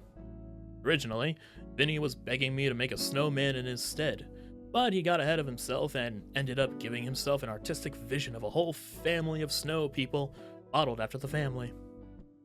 And I would have had to do it all myself, but Randy decided he had enough of all yard-related tasks being delegated to me this season. At least we have the promise of lunch. Olivia's hard at work in the kitchen.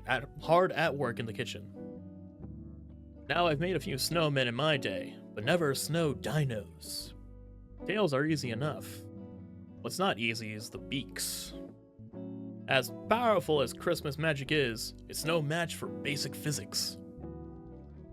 Damien tries making a very tall one to resemble Liz, but it ends up crumbling under its own weight and falling over right in his face.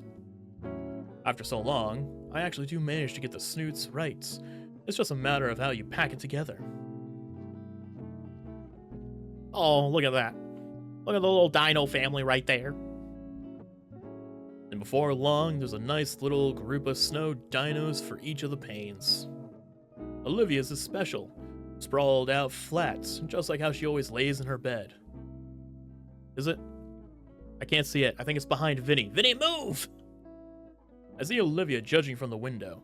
It's a playful glare that knows I'm right, but demands satisfaction for the hazing. Hold on, it's not quite finished yet.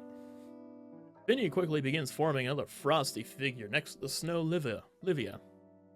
Soon enough, it begins taking a humanoid shape, though lacking any significant details. Inky, can I borrow your shades? Oh, sure thing. Handing him my shades, the little dino presses the hinges straight into its head. There, now it's everyone.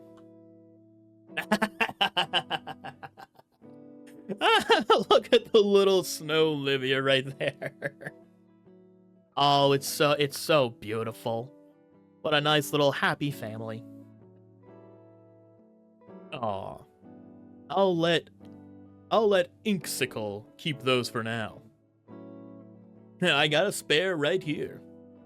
I think it's about time to head back inside. I fear Damien's frills might break off if we stay out here any longer. I wave to the brothers toward the door, and they run ahead in search of warmth. For a moment, I consider adding some finer dinosaur-related detailing, but I don't want to keep Olivia waiting. I'll make my way inside, making sure to stamp the snow off my boots beforehand. ... By the time I see them, Damien and Vinny have already changed into dry clothes. The jackets they had worn, designer made and thoroughly insulated for the cold, hung heavily on the coat rack nearby. I knew they'd be good gifts, especially for Vinny. I'll remind them how to clean the jackets later. The brothers sit on the couch, wrapped in down blankets and sipping hot chocolate way too quickly. I was 30 seconds. How did you get changed so fast? We're just trying to freeze to death as little as possible. It wasn't that bad. Says the Agarthoid? Agarthoid? It says the Agarthoid. That's not a slur, is it? I'm a little concerned. In either case, I'd rather not get the couch all wet, so I'll just have to stand for now. At the very least, Damien gestures to the thermos of hot chocolate and spare mug on the coffee table. After yanking off my new handmade mittens, I pour myself a cup and savor the heat as my fingers regain feeling. Soon enough, the familiar sound of rubber on hardwood signals Olivia's arrival. The first thing she notices is the two Payne brothers clumped together on the couch. You two look like you're having fun. Yeah, did you see the snow guys we built? We made one that kind of looks like you. I saw. I'm flattered. And I just finished lunch. You hungry? I could smell it ever since I entered. The smell of well-seared meat and veggies. Ever since she came over to visit that one time, I've been dying to try her cooking again. Absolutely. I think I'll stay here for now. Damien, I'm offering you food. No, sir. Not getting out of this chair. Vinny takes the cue from his elder and follows his example, crossing his arms and smugly holding his chin up in defiance. You guys suck. Olivia motions me towards the kitchen, and I take one last sip of the cocoa before joining her. She ladles me a bowl, explaining all the intricacies of the special way she learned to make this from Sophia.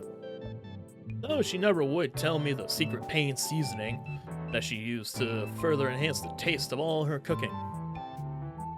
I carefully set the bowls in a large tray, and hand the tray to Olivia, who sets it carefully across her armrests. Our meal set, Olivia's holler for food shakes the house to its foundation. Sophia and Randy meet us as I wheel Olivia into the living room, and they're looking well rested from the afternoon nap. Thanks, Olivia. It looks fantastic. Olivia smiles and sets the tray down. All my other female voices are now sounding like the stupid Valley Girl. Olivia smiles and sets the tray down on the coffee table so she can start passing the bowls out one by one. With a flick of his tail, Vinny turns on the television, already set to a sports channel and playing a hockey match. Randy takes a noisy slurp of the broth, licking his chops after. It's fantastic too. So enjoy the stew, so we can have the real Christmas treats. Real Christmas treats. When Olivia sees my confused look, she simply smiles and shakes her head. The rest of the Paynes look excited though, and start voraciously slurping down their stew.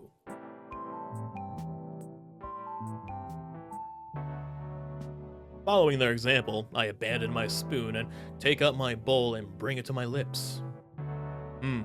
Just the right mixture of salty and spicy, the veggies and meats and creamy broth going down so smoothly. As much as I want to savor my first sip, the others have already drank up most of their meal. So I too greedily slurp down my meal until I can set my empty bowl back down on the serving tray in satisfaction. Ah man, that really hit the spot, Olivia. Looking around, Olivia isn't in the room anymore. Olivia? Give her a moment, Inco. She's just fetching some things. I can only guess the treats based on how Vinny is vibrating the entire couch with his excitement. Alright, wouldn't be Christmas without these. These looking to be a tray filled with some kind of oddly shaped chocolates. Olivia wheels herself right next to me, so I take the tray from her armrest. She smiles and gracefully tosses herself beside me onto the couch. Looking down at the tray again, the treats look like bundles of sticks held together by their sugary coating. They're called haystacks, Inco. Try one, you'll love it. I pop one of those smaller bundles into my mouth. Haystacks? Chewing on the sweet and salty homemade candy. Marshmallow, butterscotch, and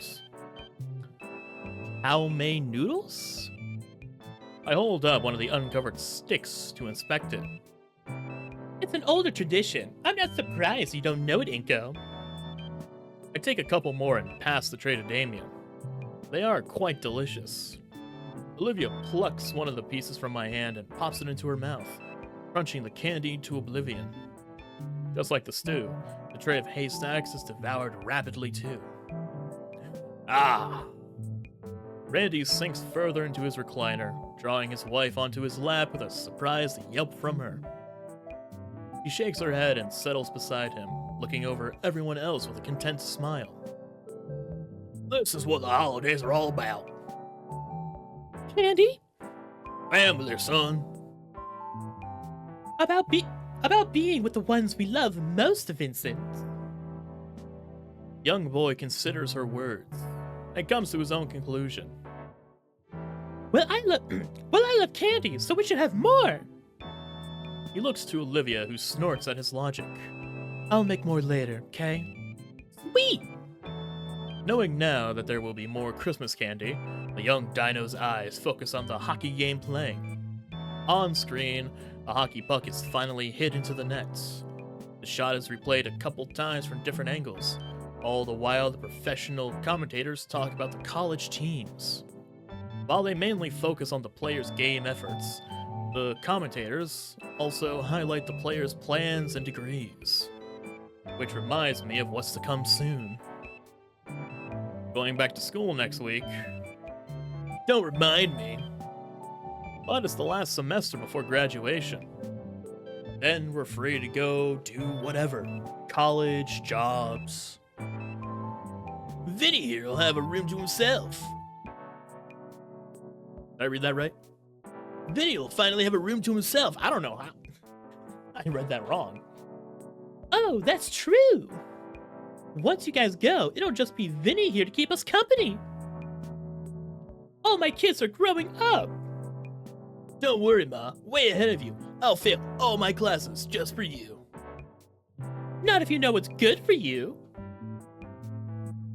It's strange seeing this play choir for once. It's been pretty lively this year.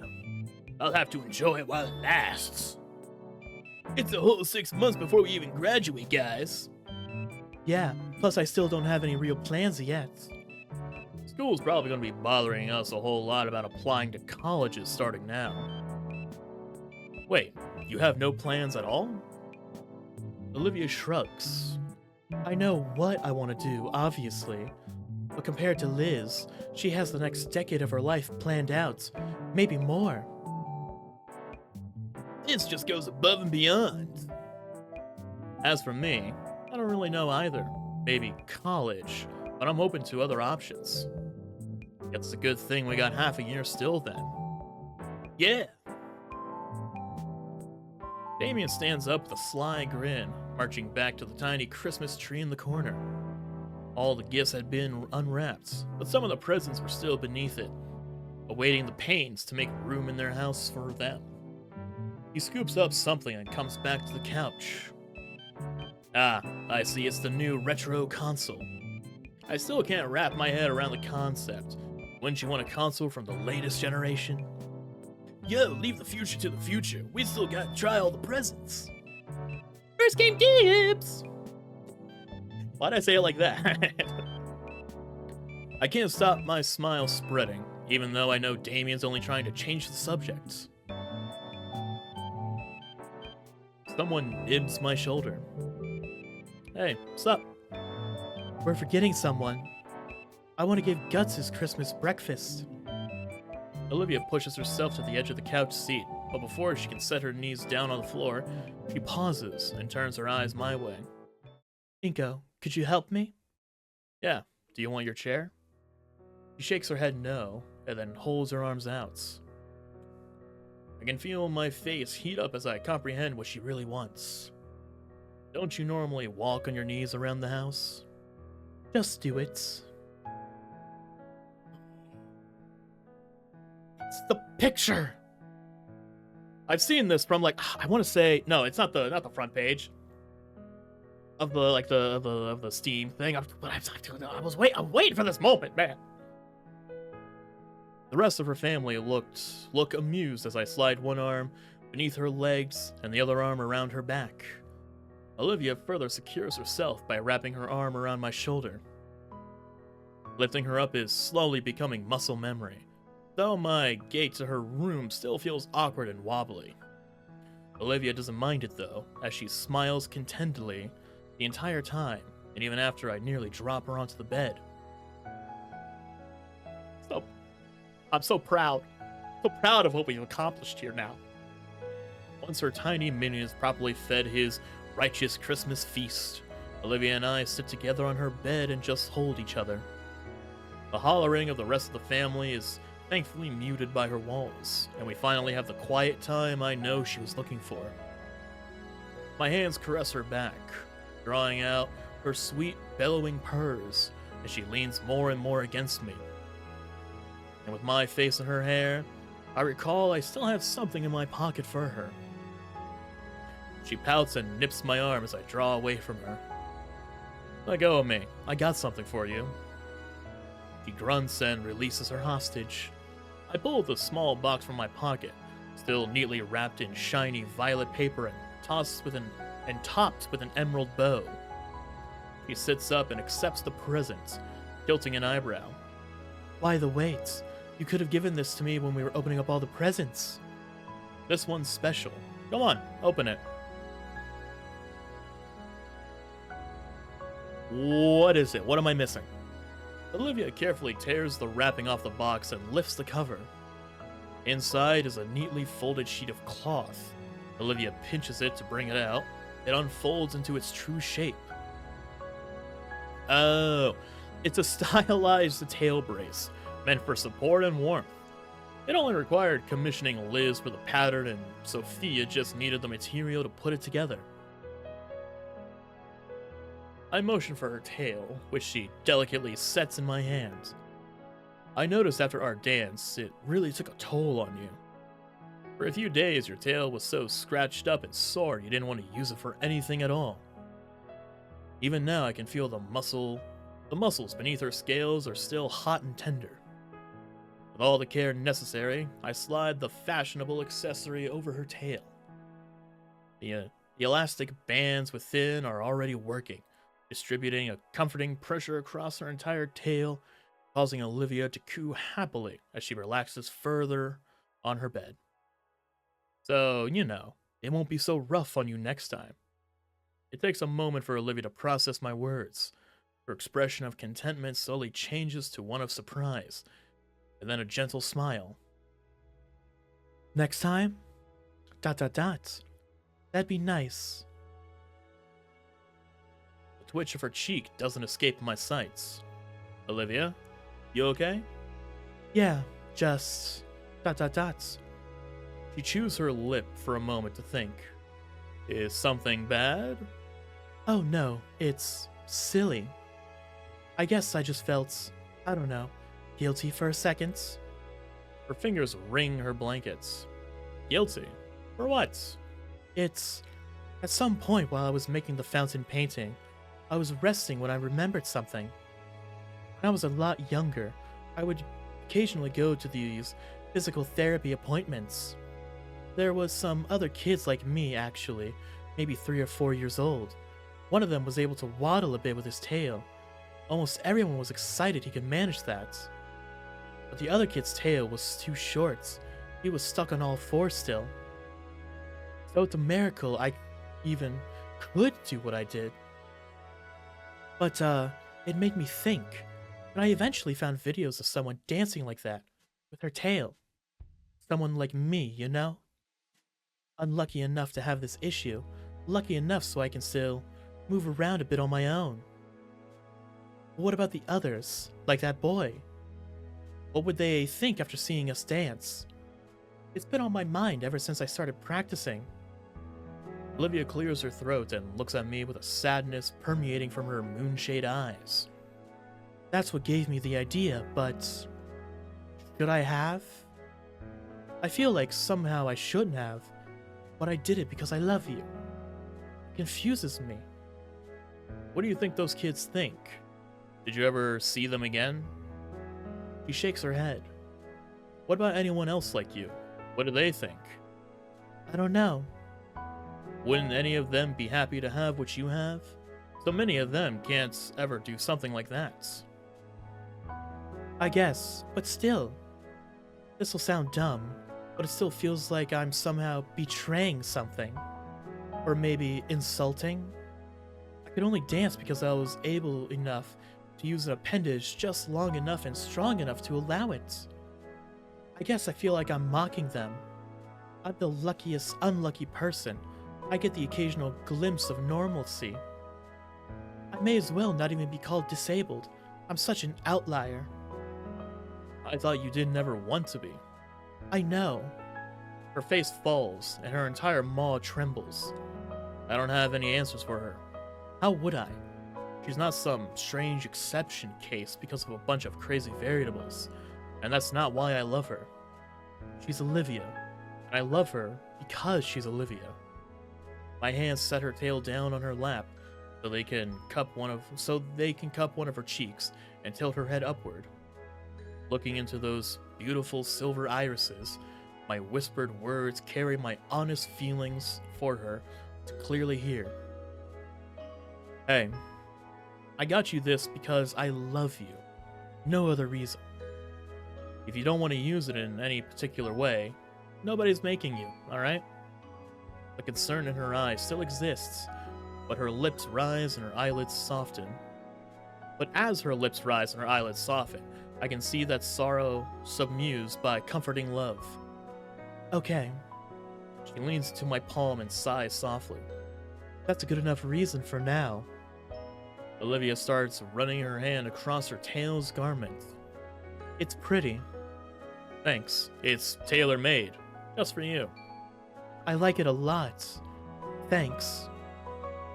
For the gifts, and caring, and being there for me, and... Olivia's comments devolve into mumbling affectionate words about me as she pushes herself into my chest, wrapping her arms tightly around my body and her tail around my leg. I love you, Inco. I love you too, Olivia. I draw her even closer with my own arms, burying my face into her hair as I cradle the girl against me. Eventually, we'll show off Olivia's newest gift. But for now, she wants to be held, and I want to hold her. ... Come January, the new semester starts. The final semester, and the break, and New Year... The final semester, and the break and New Year provides a nice start to the end. Even Ben seemed to be bouncing back. Contrary to his fears, it was business as usual once the break ended. Sure, there was the occasional rumor or whisper that they were vastly overshadowed. Oh, but they were vastly overshadowed. Classes pass, and the weather finally starts getting warmer again. It really felt like a victory lap compared to how turbulent that first half of the year.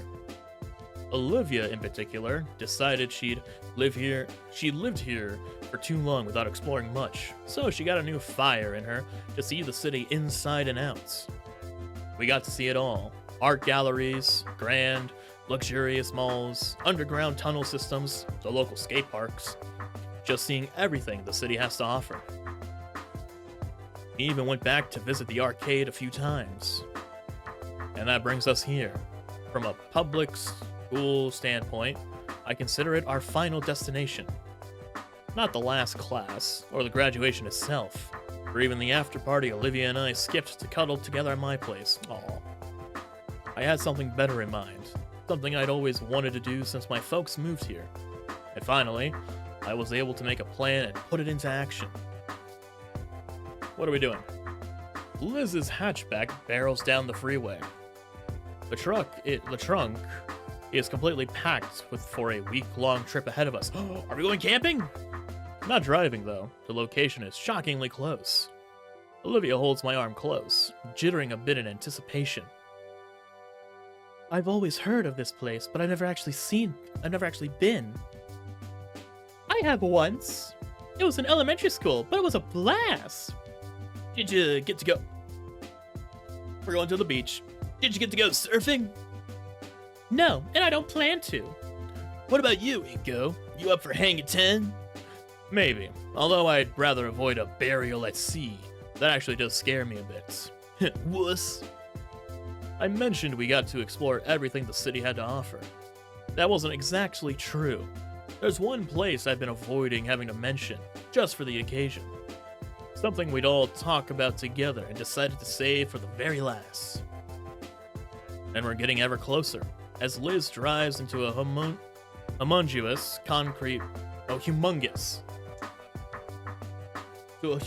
concrete bridge jutting out across the shore.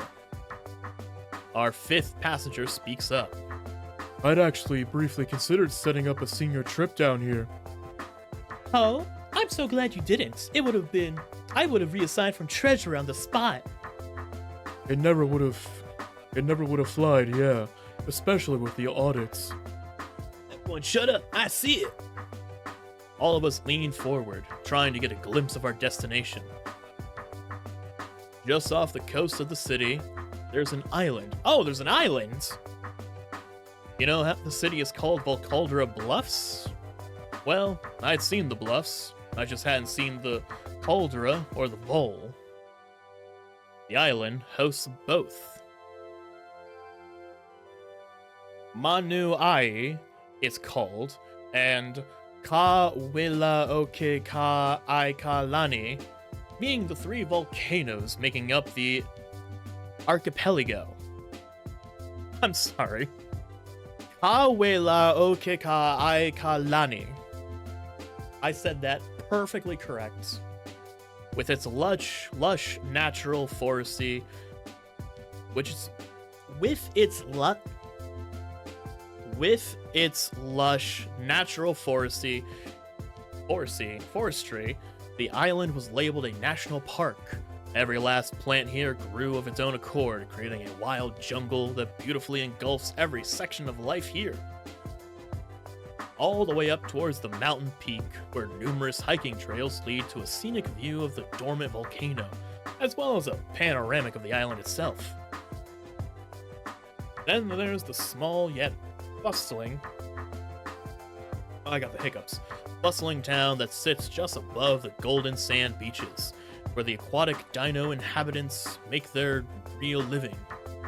So many unique boutiques here, full to bursting with handmade trinkets that perfectly capture the island's community. And then there were the few resorts, such as the one we're staying at, nestled on the foothills to give tourists the best views possible. Our connected suites face toward the towering mountain, with our shared balcony providing us a view almost directly of the largest dormant volcano. It was the perfect setup there, not only with the well-padded lawn chairs, but even a built-in grill for Olivia and Damien to fight over. ... Oh, look at this place! I was about to ask, how can we afford, a nice place like this for a week, we said? And then I remember that, Inco's rich. I step out of the shower and start drying off with a towel. All day today, we got to see as many sights the island has to offer as we could. True to his word, Damien's top priority was surfing lessons. He'll be down at the shore every day this week for a few hours. Olivia tells me dinos can't get sunburns, but I swear he seems a little redder this afternoon. Speaking of, Olivia offered to handle my sunscreen treatments. I don't know which of us was more eager. Me, for avoiding the harsh sun's rays, or Olivia, who looked elated at the idea of being handsy with me. Ooh, Olivia. And while she did a good job, I felt the need for a sun-based guts tattoo was too much. Okay, that makes sense. At first, we all hung together, checking out the shops and restaurants we wanted to visit. But after Damien ran off on his own, we started to disperse and go our own adventures. Liz found a place that would give her a full neck massage. Ben became engrossed in the cultural side of the island, taking a foot tour through the history of Anuai. And Olivia and I had decided to hang out at a luau, sampling the bonfire, cooked meats while watching a lively fire dance show. There's just one last thing tonight. If you ask me, it's the most important part. I exit the bathroom in a fresh set of clothes. Outside, the sky is beginning to darken. The sun is riding along the edge of the monolithic husk of the volcano. That's why I picked this resort. There's not a better view in the States. Olivia lazes around on one of the large beds. She sips an exotic juice cocktail and flips through a travel magazine. Took long enough. You sampling every darn soap they got in there? I'm just thorough. If I'd known you'd take half an hour, I would have gone first. It's about time to meet up. Taking the spot beside her, I see Olivia's phone resting on her stomach. How'd the call with your dad go? The older Baryanox had called just as we got back to our room, which is why I got first dibs on the shower. We would have talked for longer if I had known you wanted to drain all the hotel's water. He's good, though. Said he'd try to come home by summer's end. That'd be awesome. We could have another pool party at Damien's. Anyway, how long till everyone's back? Soon, so I'm gonna go clean up now. Relax, I can wait. Olivia sets herself on the well-cleaned carpet and starts marching to the bathroom. Nah, you go ahead and set up. Hold on. She picks out a soda from the mini fridge and flicks the door shut with her hip. The can's drained and crumpled in seconds, and she gives me the piece of litter. Wow. Treasure. Yep, I'll come find you guys when I'm done, alright? Sure. The door clicks behind her, and I start making preparations. I pick up our room's phone and dial the number for room service. A brief phone call later, and the order is placed for some pizzas. 3 pepperoni, 1 with anchovies. It's set to deliver to my next destination. I find the mini cooler I'd brought and fill it up with ice cream and more sodas from the fridge. And lastly is my camera bag and tripod, which I sling over my shoulder. Carrying everything, I step out of the bungalow into the fresh, humid air. Oh, this This place just looks so beautiful. There's a huge shared balcony nearby, intended for parties and equipped for buffets. My luck, the whole place is vacant. I make claim to the tables closest to the edge. From here, the whole town below us sits in view of us. I notice it's layered, from tropical jungle to civilization to beachfront. Across the water, the city is still visible, near enough to remind us we're close to home, but far enough to feel like we're in another world. It's a lot to take in. I let my breath out and inhale deeply. Let's make the most of this while it lasts. Setting the mini cooler down on the floor near the wall, I spend the next few minutes gazing out over the view of the island. It's hard to look away. I'm already getting ideas for where we could go next. But I have a task to perform first, and I set my camera and tripod in the ideal location, retrieving my new remote. Hey, there you are! Turning around, I spot Damien approaching me with a quickened pace. I almost flinch until he walks right past me, stopping next to the mini cooler and patting the top of it as he fetches a can of soda. Don't run away now, you hear? Don't think I'll have much to say back, Damien. Everything on its way? I just ordered a pizza. It should be here soon. Cool. Liz and Four Eyes. Liz and Four Eyes number 2 will be out in a sec. Four Eyes number 2? Damien drops on a seat, gnawing the top of the soda can off and drinking its contents. Dang, this place is something else though, isn't it? Thanks, Inco. No problem. I'm glad we could do something like this. True to Damien's word, Liz strolls out of her bungalow. She's sharing with Damien, yawning into her hand. Her head seems to swing around more than usual. Oh, I feel amazing. I can't believe I've never tried acupuncture. Everything's just so effortless. It's crazy. She joins us by the table, continuing to rave about her spa treatments. And they were just so coordinated, like a pit stop crew in a race. They called it... Huh? Wait, what is this? They called it acupuncture treatment. I think that's my species for their native tongue. Oh, I think that's my species in their native tongue. Neat. Actually, I took Olivia down to Little Trodden a while back. He told us the Japanese word for gator is Wani. I think I've heard of that before. But she's, Baryonyx, isn't she? Ben is the latest to join us. I check back to the window to my bungalow and see Olivia's out of the shower getting ready. That's what she said, but the resemblance is undeniable. Oh, absolutely. In elementary school, whenever the teacher did the see you later alligator thing, everyone would point to her. She hated it. Oi, I know you're not telling anyone about the dark trauma of my past. Olivia approaches, freshly washed off and carrying quite the payload with her.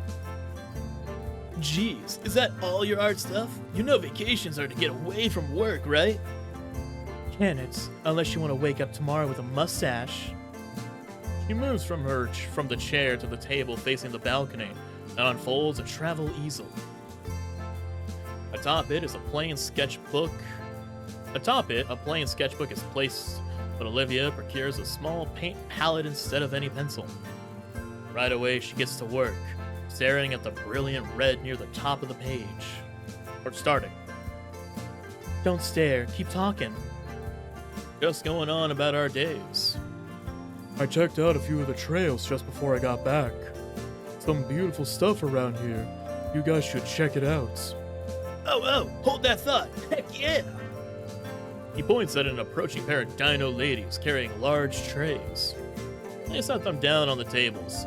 4 fresh, steaming pieces. Liz has to hold Damien back from drooling a hole in the table. Olivia, however, has her attention split between her canvas and the fresh food.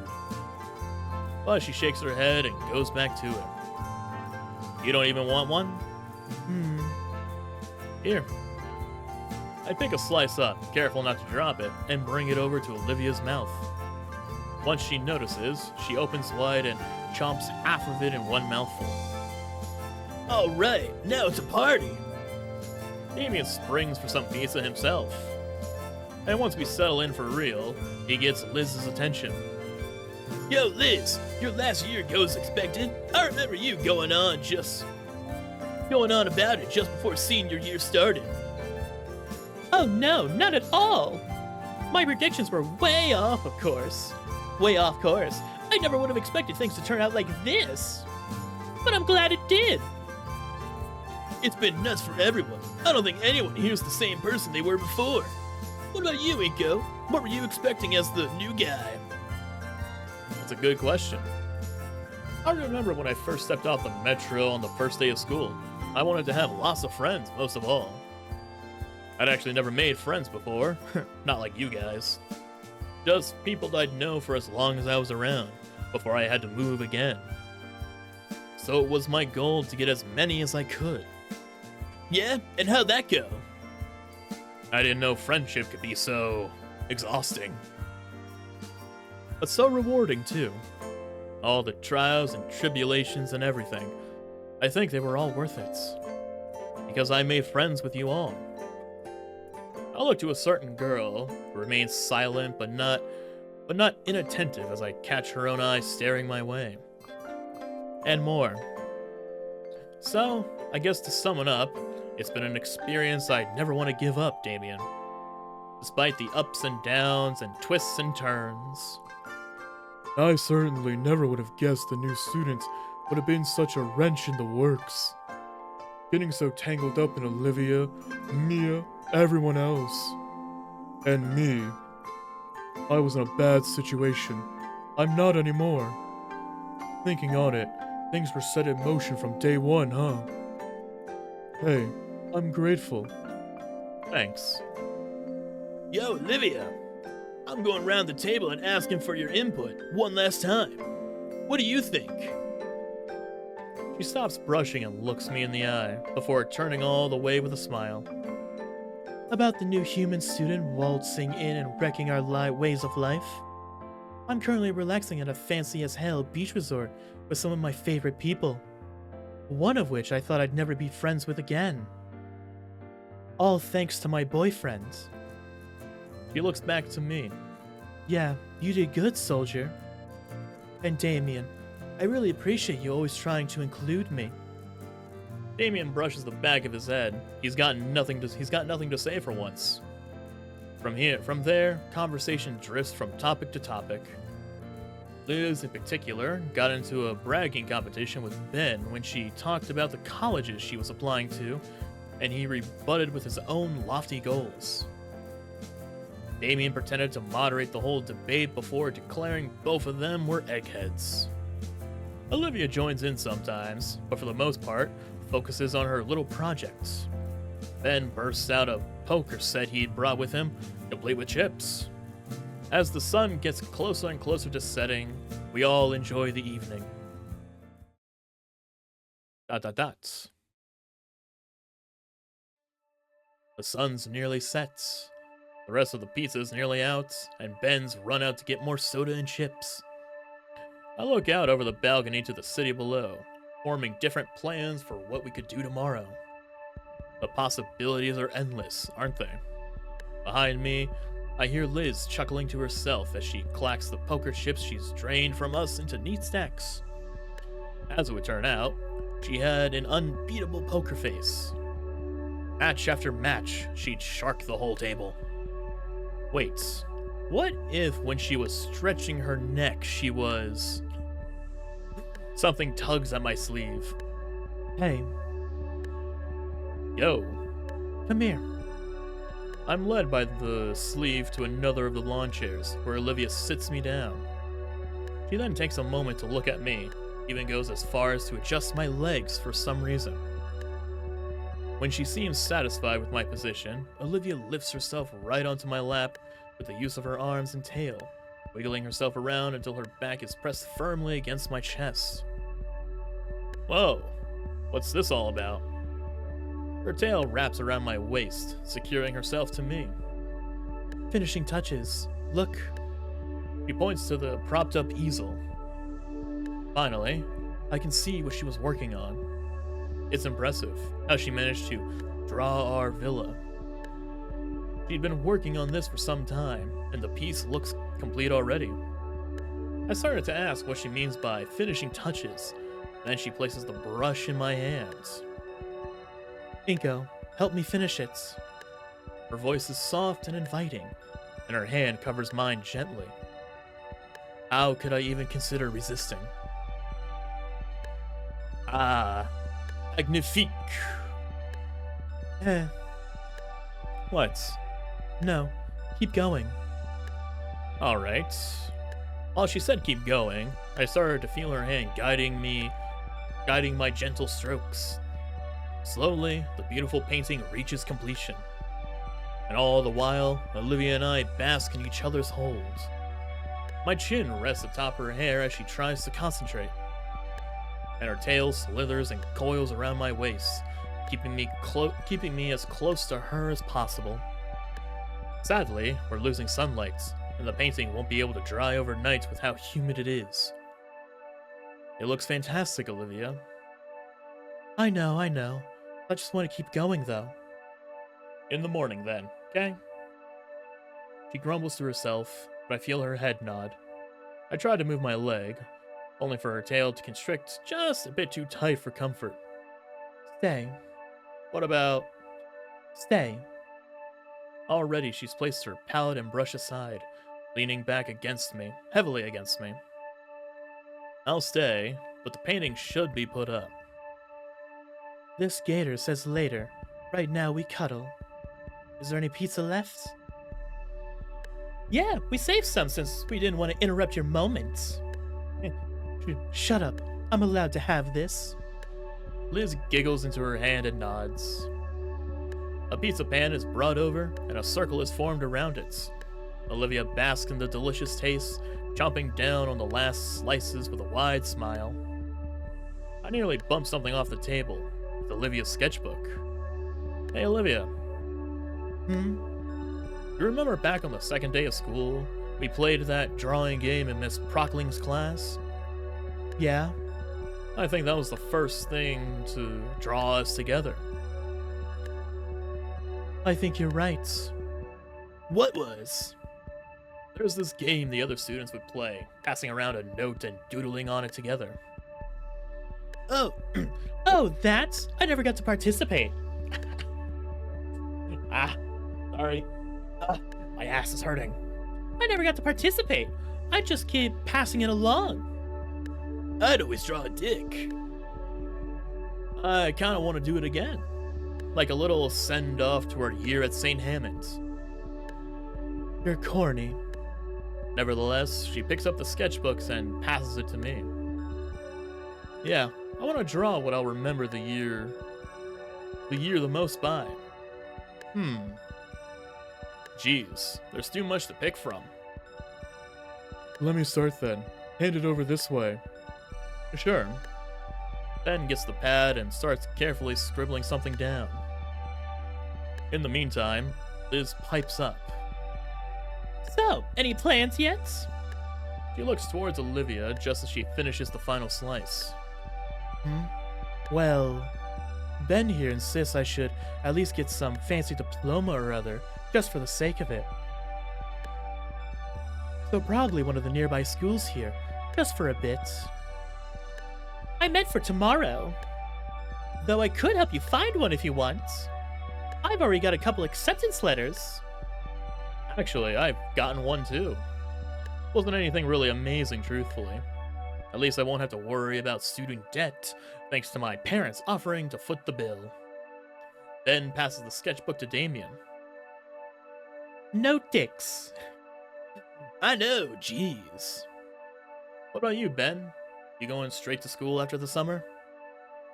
Well, He hums to himself as he stares off into the distance. I was thinking of taking a few months off. Lou, a close friend had a vacancy in their backpacking trip starting next month. And she said it'd be good for me. I figured I considered my future after I'd seen more of the world. Sounds romantic, dude. Should tell Lunara how you feel during it, man. Damien. He grins and points finger guns at Ben. Yeah. Ah, man. You were going right back to school? I'm just gonna find a job or something. Oh no, not without some help, Damien. Knowing you, you'd end up working as some sign spinner or something. Hey, sign spinning looks fun. Liz finally gives Olivia the sketchbook. From my angle here, I see it's really filling up. No peeking. Blah. She makes quick work of her sketch, and finally the circle is complete when I get the sketchbook back. Pick something good to finish it off, alright? Oh, look at this. Alright, what do we have here? We have... Okay, let's see if I can figure out who's who. I'm going to assume this one right here is Ben, and it's me and him, taking photos and whatnot. This one over here, definitely gonna have to say Damien? Yeah, definitely Damien. The arcade, probably this right here too. Liz? I don't know. I'm guessing this one. This one could probably just be Liz right here. This as well. And then obviously we have Olivia right here. Oh, it's beautiful. The page is like a little scrapbook of our time at St. Hammond's. Ben had drawn our brief gig as Iadikin's apprentices for their wedding. Damien tried his best depicting the arcade trip, and Liz chose to depict her dance with Damien. I knew it was going to come up. Olivia, in turn, drew our dance alongside it. Boy, do I have some competition here. Alright, one last drawing. Let's see. Oh no! No, not again! Oh god, what do I draw? No! No, oh crap. Okay, shit, okay. I actually have to draw something now. Oh god, I wasn't ready for this. Okay, so it looks like we only have the one color, so undo that. Oh god, what do I draw? What was the best thing? I guess first date, I think that'd be a good one.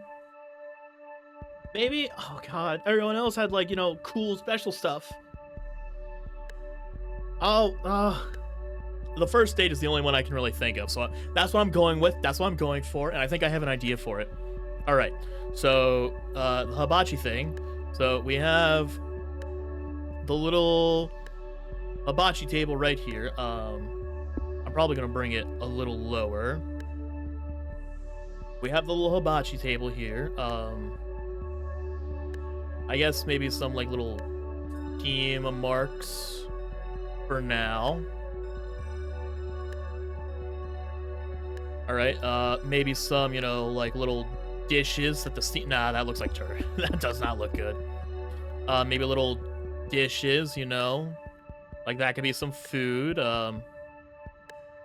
This one can be like the little onion tower. We have little steam thing coming off of them. That's a turd. That's a turd I just made right there.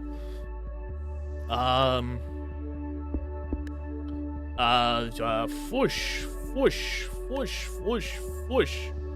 Ah, that's even worse. I guess fire?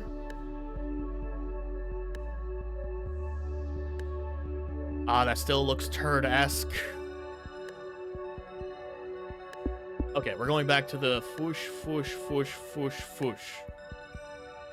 Over here, we're gonna have, like, similar thing, like maybe a larger steak dish or something, whatever. It's a bad, oh god, it's horrible. All right, and then we also have the hibachi guy who's gonna have, his legs, being like right here. Nah, that's too thin. I think this looks perfect. Oh, that was... Oh, God, what am I doing? Maybe... Better yet, we just have it go all the way down here. Alright, that's much better. And then we have the actual torso of the guy. His arm, you know, doing stuff. We'll deal with, like, the hand motions later. We'll do the same thing similar here. We'll have him holding a spatula right there. Same thing with the arms. Crap. We'll just have, like, a normal-looking head thing right now. Put the little chef's hat they got there. Alright, let me fix the arms real quick.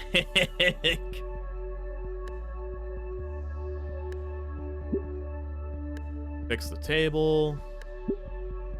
Erase this bit right here.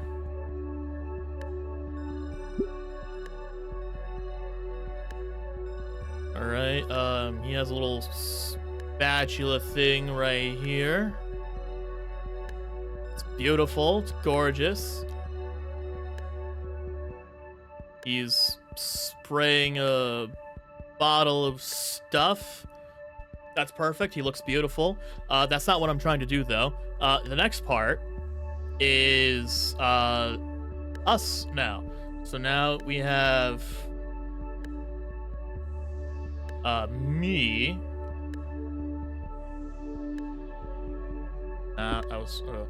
Okay, go up. Why am I doing that? I feel like I had it before. Ah! Head. Why do I always crap out at the head? Okay, boom. And then we go here. Nice big head. Go back down. Do a little marking thing for an arm.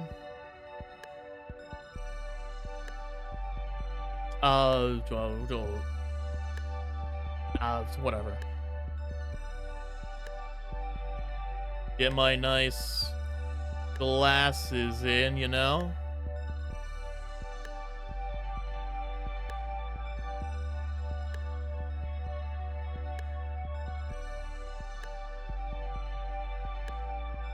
Nice little exclamation points. And then we also have Olivia over here, who's going to be more, like, ruling, you know, wanting the food and whatnot. Crap, I have to draw Olivia now. Okay, we're going to do same thing, but she's not going to be, like, as out there as I am. Get a little arm up. Get a little head. Big old snout. Oh, God. Get a little head. No. Alright. Ah, man, I do not like what I am doing at all. Ah! Oh, how am I gonna do this? Maybe I should start with the face. Gosh,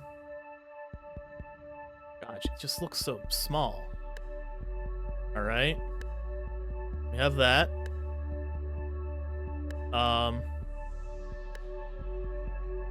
Get the eyes, you know, big and bright. God, I drew the snout before. I did so well with it too. Shit. I can do this. The mouth has to be, like, slightly agape.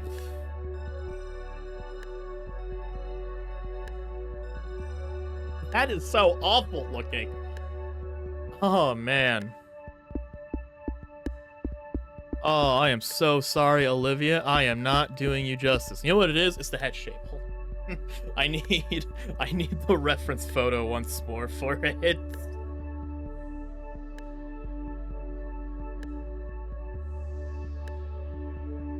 Ah.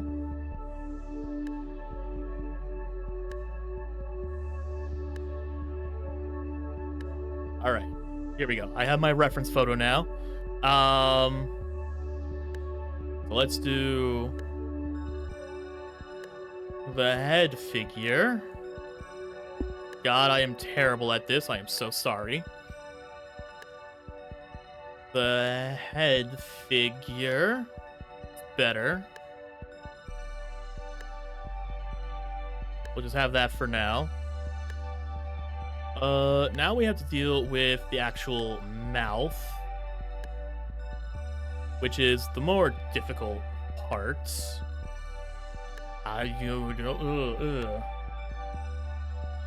Let's try going like this. Bring up the lower bit of the mouth. And then it goes up. And it goes right back over here.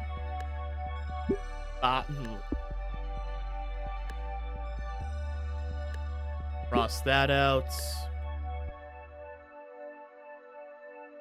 That actually looks kind of good. Oh my god, wait, am I an artist?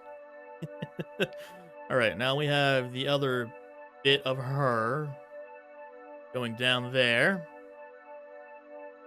Now we need the big old eyes. A line to separate the mouth.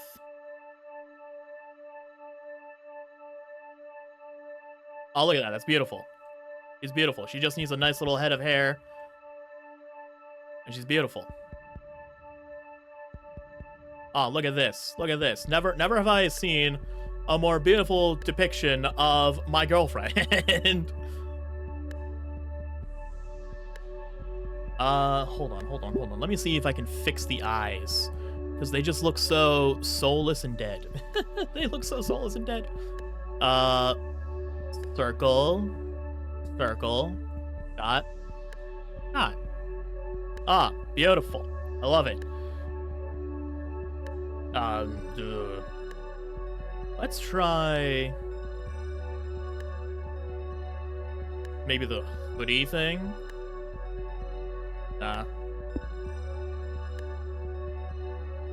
She has that little like a flamey skull thing. Nope, I'm doing horrible stuff once more.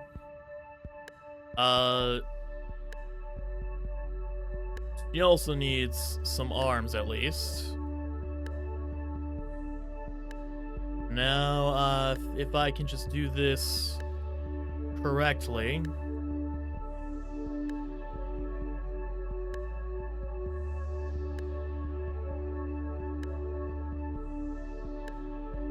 That looks more like a bow tie, but it's fine for now. The eyes just look terrible. They have no expression. Circle. Down right there. Down right there.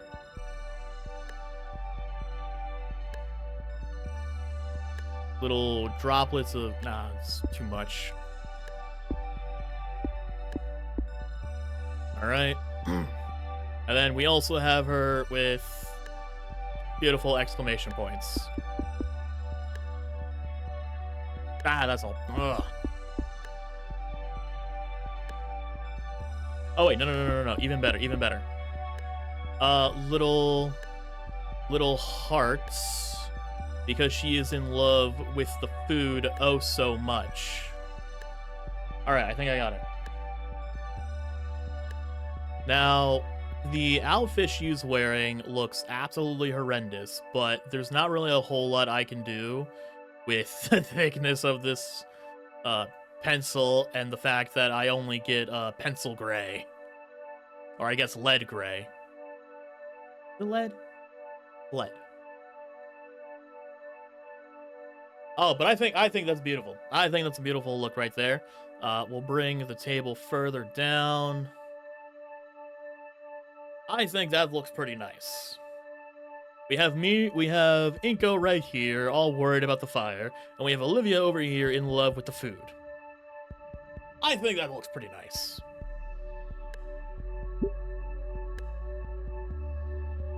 My drawing joins the rest, and I look over the whole thing once more.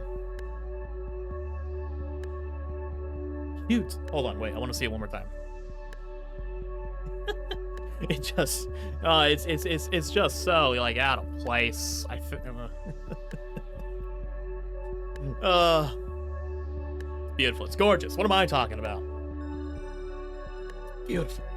My drawing joins the rest. Cute. I think you've gotten just a little better. I know I have. Thank you. I want to keep this one. It's all yours. We keep talking about our senior year and what comes next for some time. Finally, the sun has set and the moon has risen, framing the balcony perfectly for what I was waiting for. I motioned to Olivia so she'd finally let me stand, which she reluctantly does. Standing and stretching, I feel the pins and needles in my legs slowly fade as I walk to the corner of the balcony. Old reliable, I must have taken hundreds of pictures with this bad boy. None of them seem to have noticed it here, thankfully, as I looked again at the chattering group on the balcony. My friends. Somehow, I think this picture will mark the precious end of one point in our lives, and the start of another. Maybe that's what all pictures do. I make quick work with setting everything up just right. The angle, the settings, everything. Yep, it's time. Hey everyone! Heads turn, Olivia rolls her eyes but smiles, seeing I'm up to my old tricks. I see where this is going. Alright, just one. Thanks. I got a feeling this is gonna be a keeper. Damien adjusts his seating to bring Liz closer to him. The focus, f-stop, and ISO are all ideal. No worries for motion blur or anything. I quickly go to sit right by Olivia again, embracing her in a similar way. How do we know when it's done? It's not on a timer. I got a switch right here. Oh, on cheese? Sure. Actually, better yet, I just thought of something. Just for Olivia. We were talking about this earlier. I tell them what I'd thought up. Olivia's brow furrows defiantly. That's lame. Please don't. My camera. Blair, just this one time, alright? You got it. Everyone ready? Once more, I'm enveloped in Olivia's arms and tail. I could feel her joy and annoyance radiate from her more brilliantly than the last rays of sunlight. All eyes look to my DSLR set in the corner, smiles adorning faces from the prospect of this moment being immortalized forever. Oh, we got the little painting in view as well. Oh, look at them. Look at everything. Oh, this has been a journey. Here's to the future, yeah. And to good fortunes to come. And good friends we've all made. It's just a picture. Don't make it weird. I think it's a bit more than that. 3, 2, 1. I Wani Hug That Gator. Oh.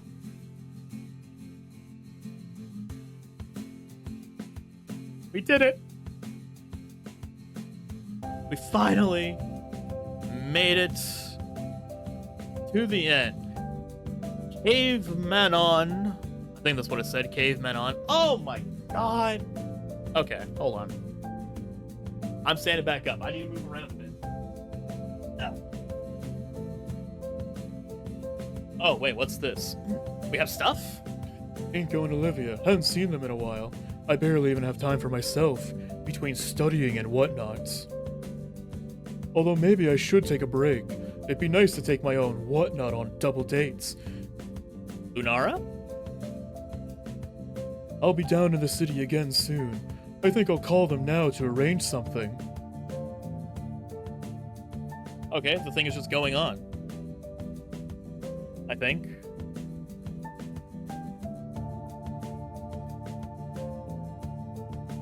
Okay.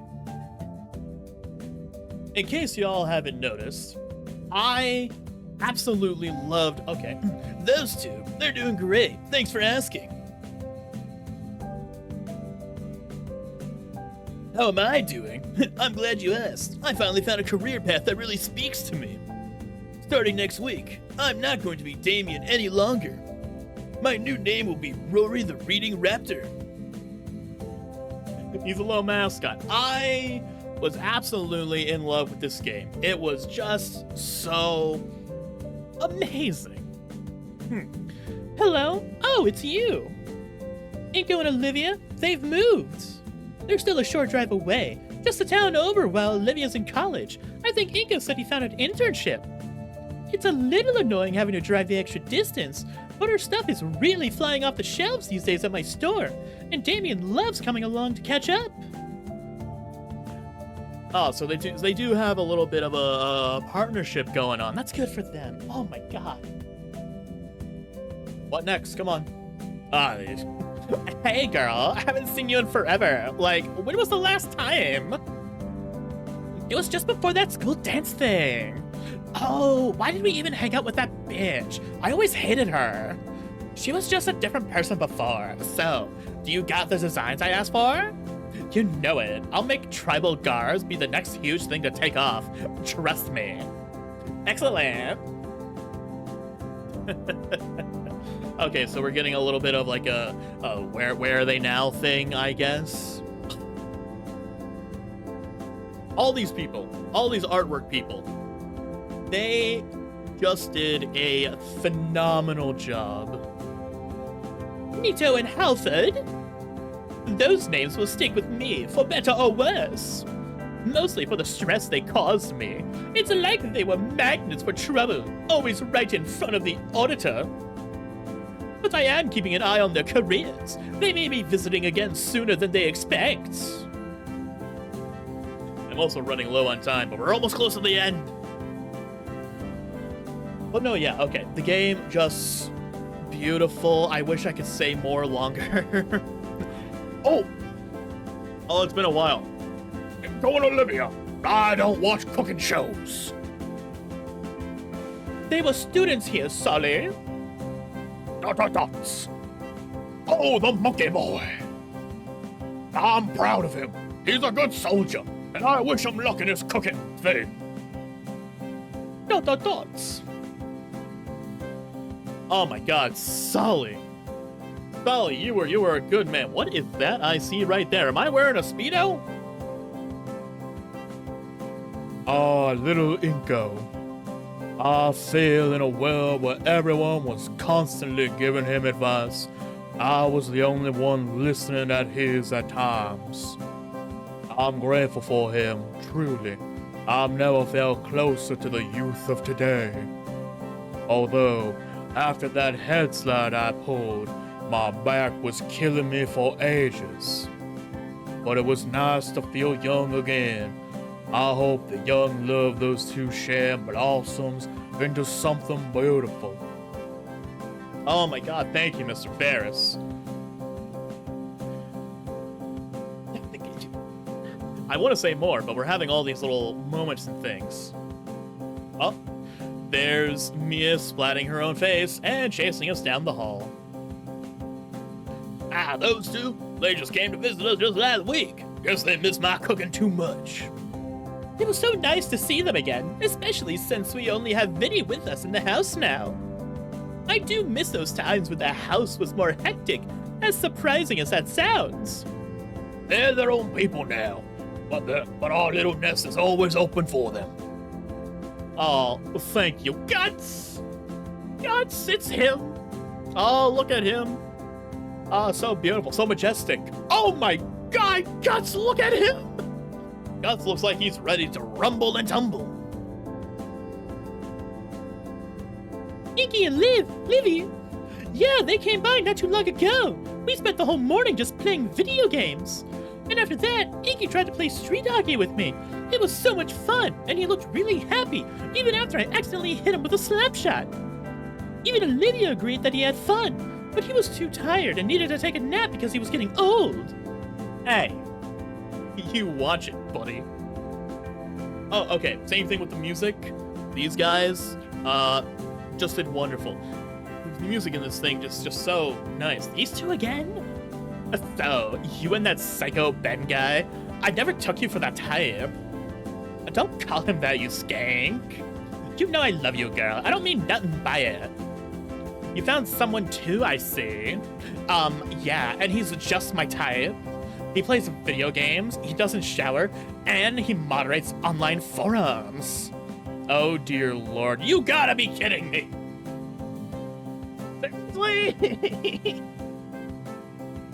I don't remember his name, but I remember his actions. Oh, man. I love the little sketches that they're showing here. They're so nice. Oh, these two. Inco. Oh, he was one of Trent's assistants at my wedding. It hasn't been that long, honestly. Yeah, I can tell. You're literally wearing the same wedding outfit. We wish we could have seen him at Trent's services, lending ear to him and all. Send our regards his way. I have a request for him soon. We just found out, well, we're gonna have a kid. We definitely need some high-quality photos on that day. What was that?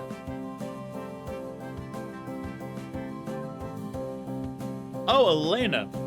Olivia? Yes, I know her well. She showed up one day with a stack of paintings, demanding I put them up right away. She and her boyfriend bought a peculiar painting on the spots as well. It turns out they were just going to donate them back permanently, so I gave them a discount. Oh, what a strange couple. Oh, wait, when I was saying her again, we never met her before. That was the first time I'd ever seen her. A human in a bar in Oaks? That does ring a bell, yes. They visited the park more than once. What a nice couple. They helped clean up the litter around a few of the picnic sites.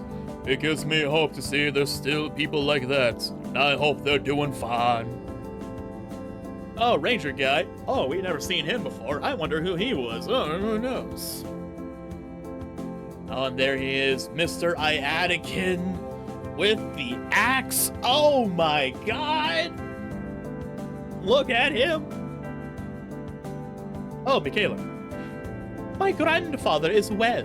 While he says he's retired, While he says he's retired, he still goes out of his way to teach the children our family traditions.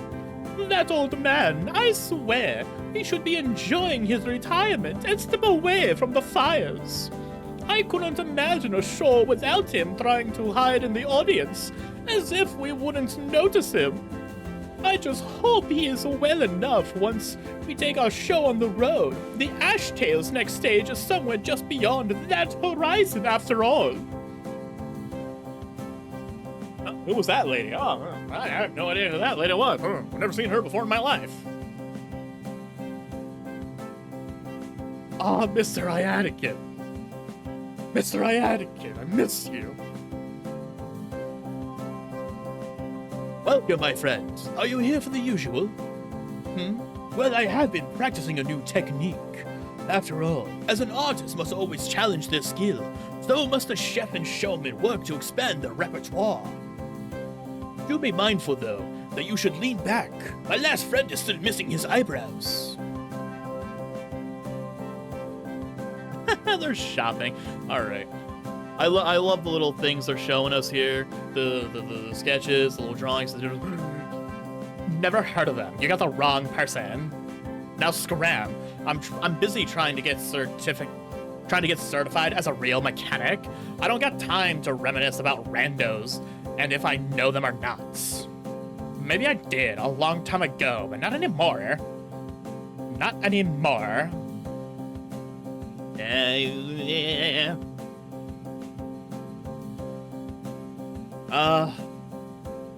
This has been a long journey.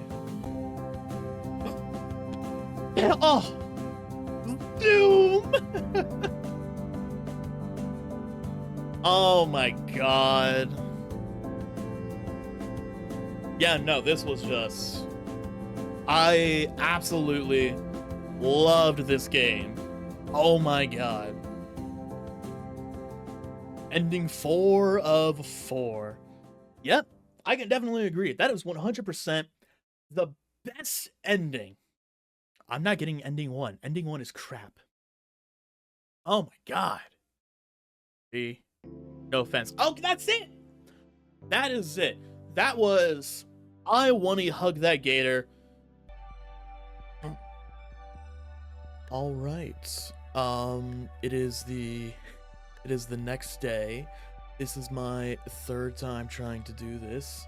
I am no longer confined by time constraints, so I can now give my I guess my thoughts and I guess kind of a review for I Wani Hug That Gator. First off, before I get into any of the things, obviously the game was just phenomenal. It was awesome. I loved pretty much every bit of it. Honestly, I can't really think of anything in it that I disliked. Well, technically, except one thing, but we never experienced it, and I'll get to that later. But what can I talk about? I guess the people that made the game, Caveman On, I believe, they just did wonderful job. I cannot say that enough. And yeah, the game, I know the game came out like last year, February, and I'm a little late, but I'm still gonna say it. I'm sure they've heard it before. I'm gonna say it again. They just did great with it. Story, the art, the music, the characters, everything just knocked it right out of the park. What can I say? I guess story-wise, story and the writing, just great. Inco, being the new kid at an old Dino school, was like so minimal. It was so much smaller than I thought it would be, compared to like everything else that we were dealing with in the story, with Olivia and her view of her art, herself, all that stuff. Our hits, I guess, I can't think of the right word, of when Mr. Ayatikin died, the way that affected us, Olivia, everyone. Again, they just did a great job. And the arts, I wish I could find more games like this. The art was just so beautiful. I love the way the characters were all drawn. I love the way some of the actual, like, I guess the art in the game that they had was drawn. It was just beautiful, And the what else? The music was great. It's really nice. I have just the main menu music playing right now as I'm doing this, because it just feels so so nice, so calming.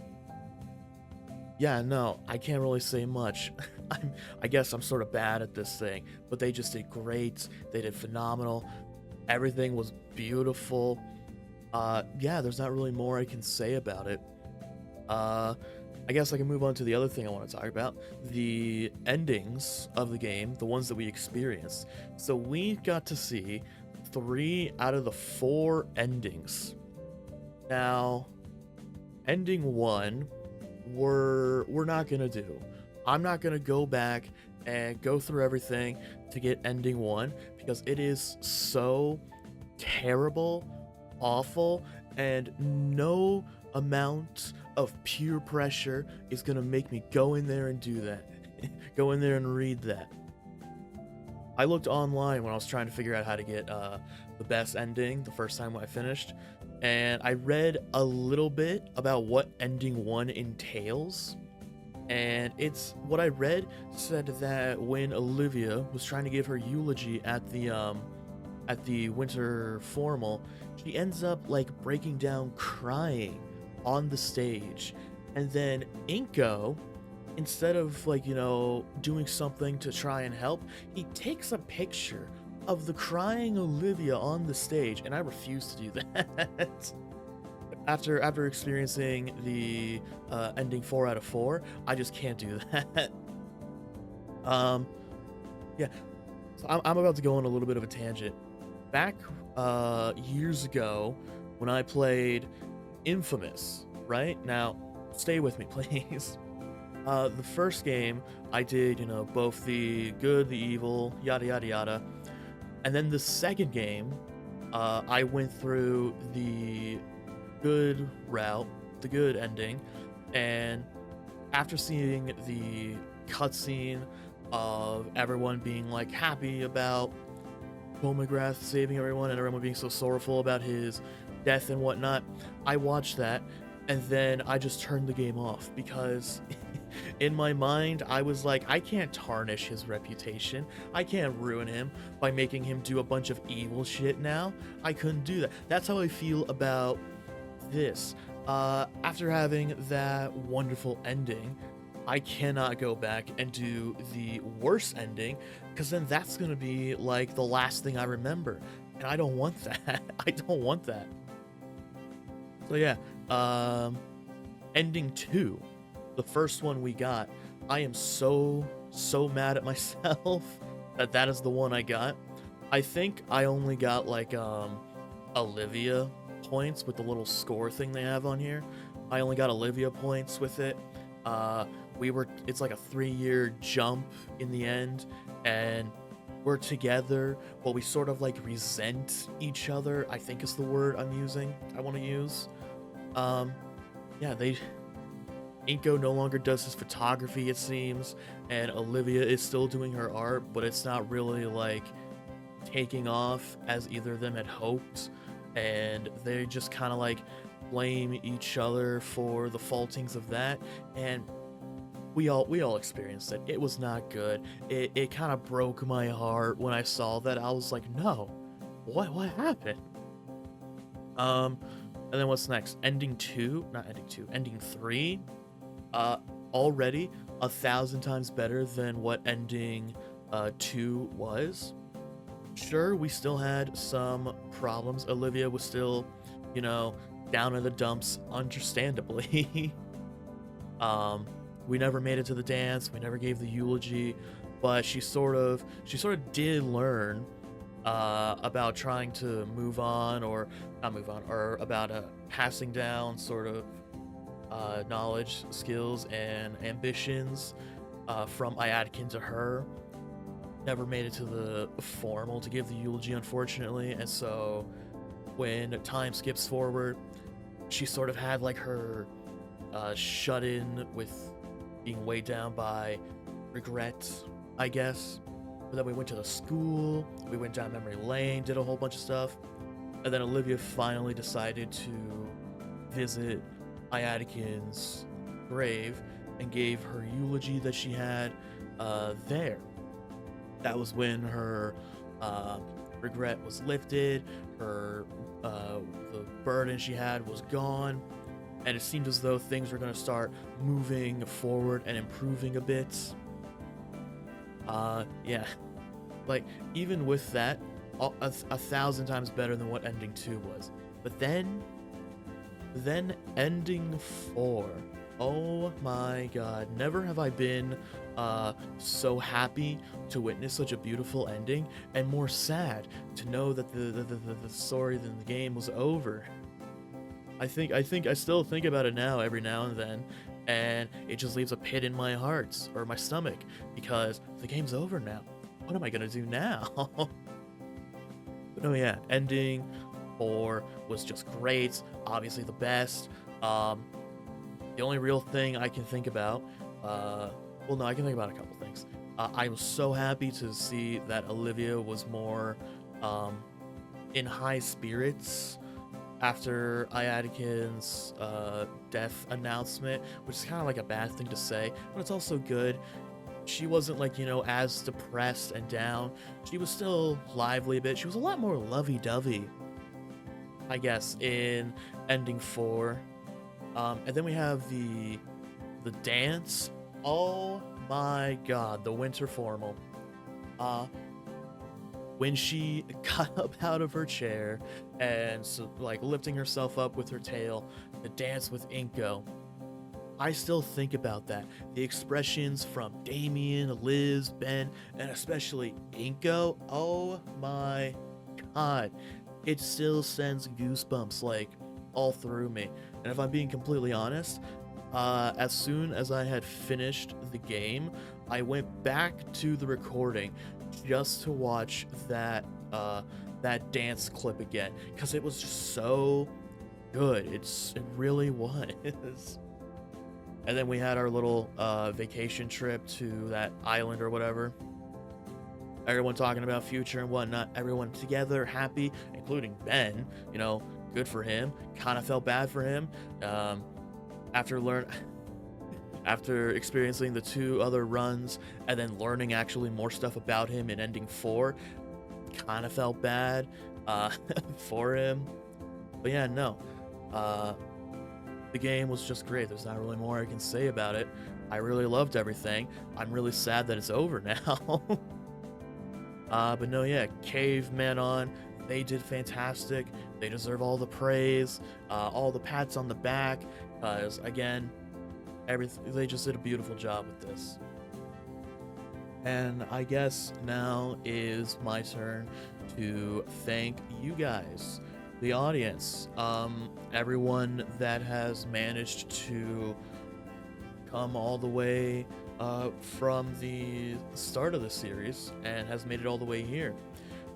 If you're still here, if you're still watching, thank you so much. I'm so happy you guys got to experience all of this with me. I apologize if there was anything before, audio, I sound like crap, but I'm still kind of learning things. But no, yeah, I just want to thank you guys, because it's just so nice that to know that other people get to view and experience all this with me. It kind of warms my heart a little bit. So yeah, the game was great. I thank all of you guys for being here with me through the whole thing. And yeah, I kind of don't want this to end. I kind of don't want the music to go away, because after this is done, there won't be a reason to go back, and it makes me a little sad. But anyway, we're gonna have to end it here. So yeah, I hope you all enjoyed this as much as I have, maybe even better. Please leave a like if you did, leave a comment, tell me your favorite part in this whole story. My favorite part, obviously, was the Olivia Inco dance. That's always going to be my favorite part. And yeah, until next time, I hope you all have a wonderful, wonderful rest of your day. I'll see you later.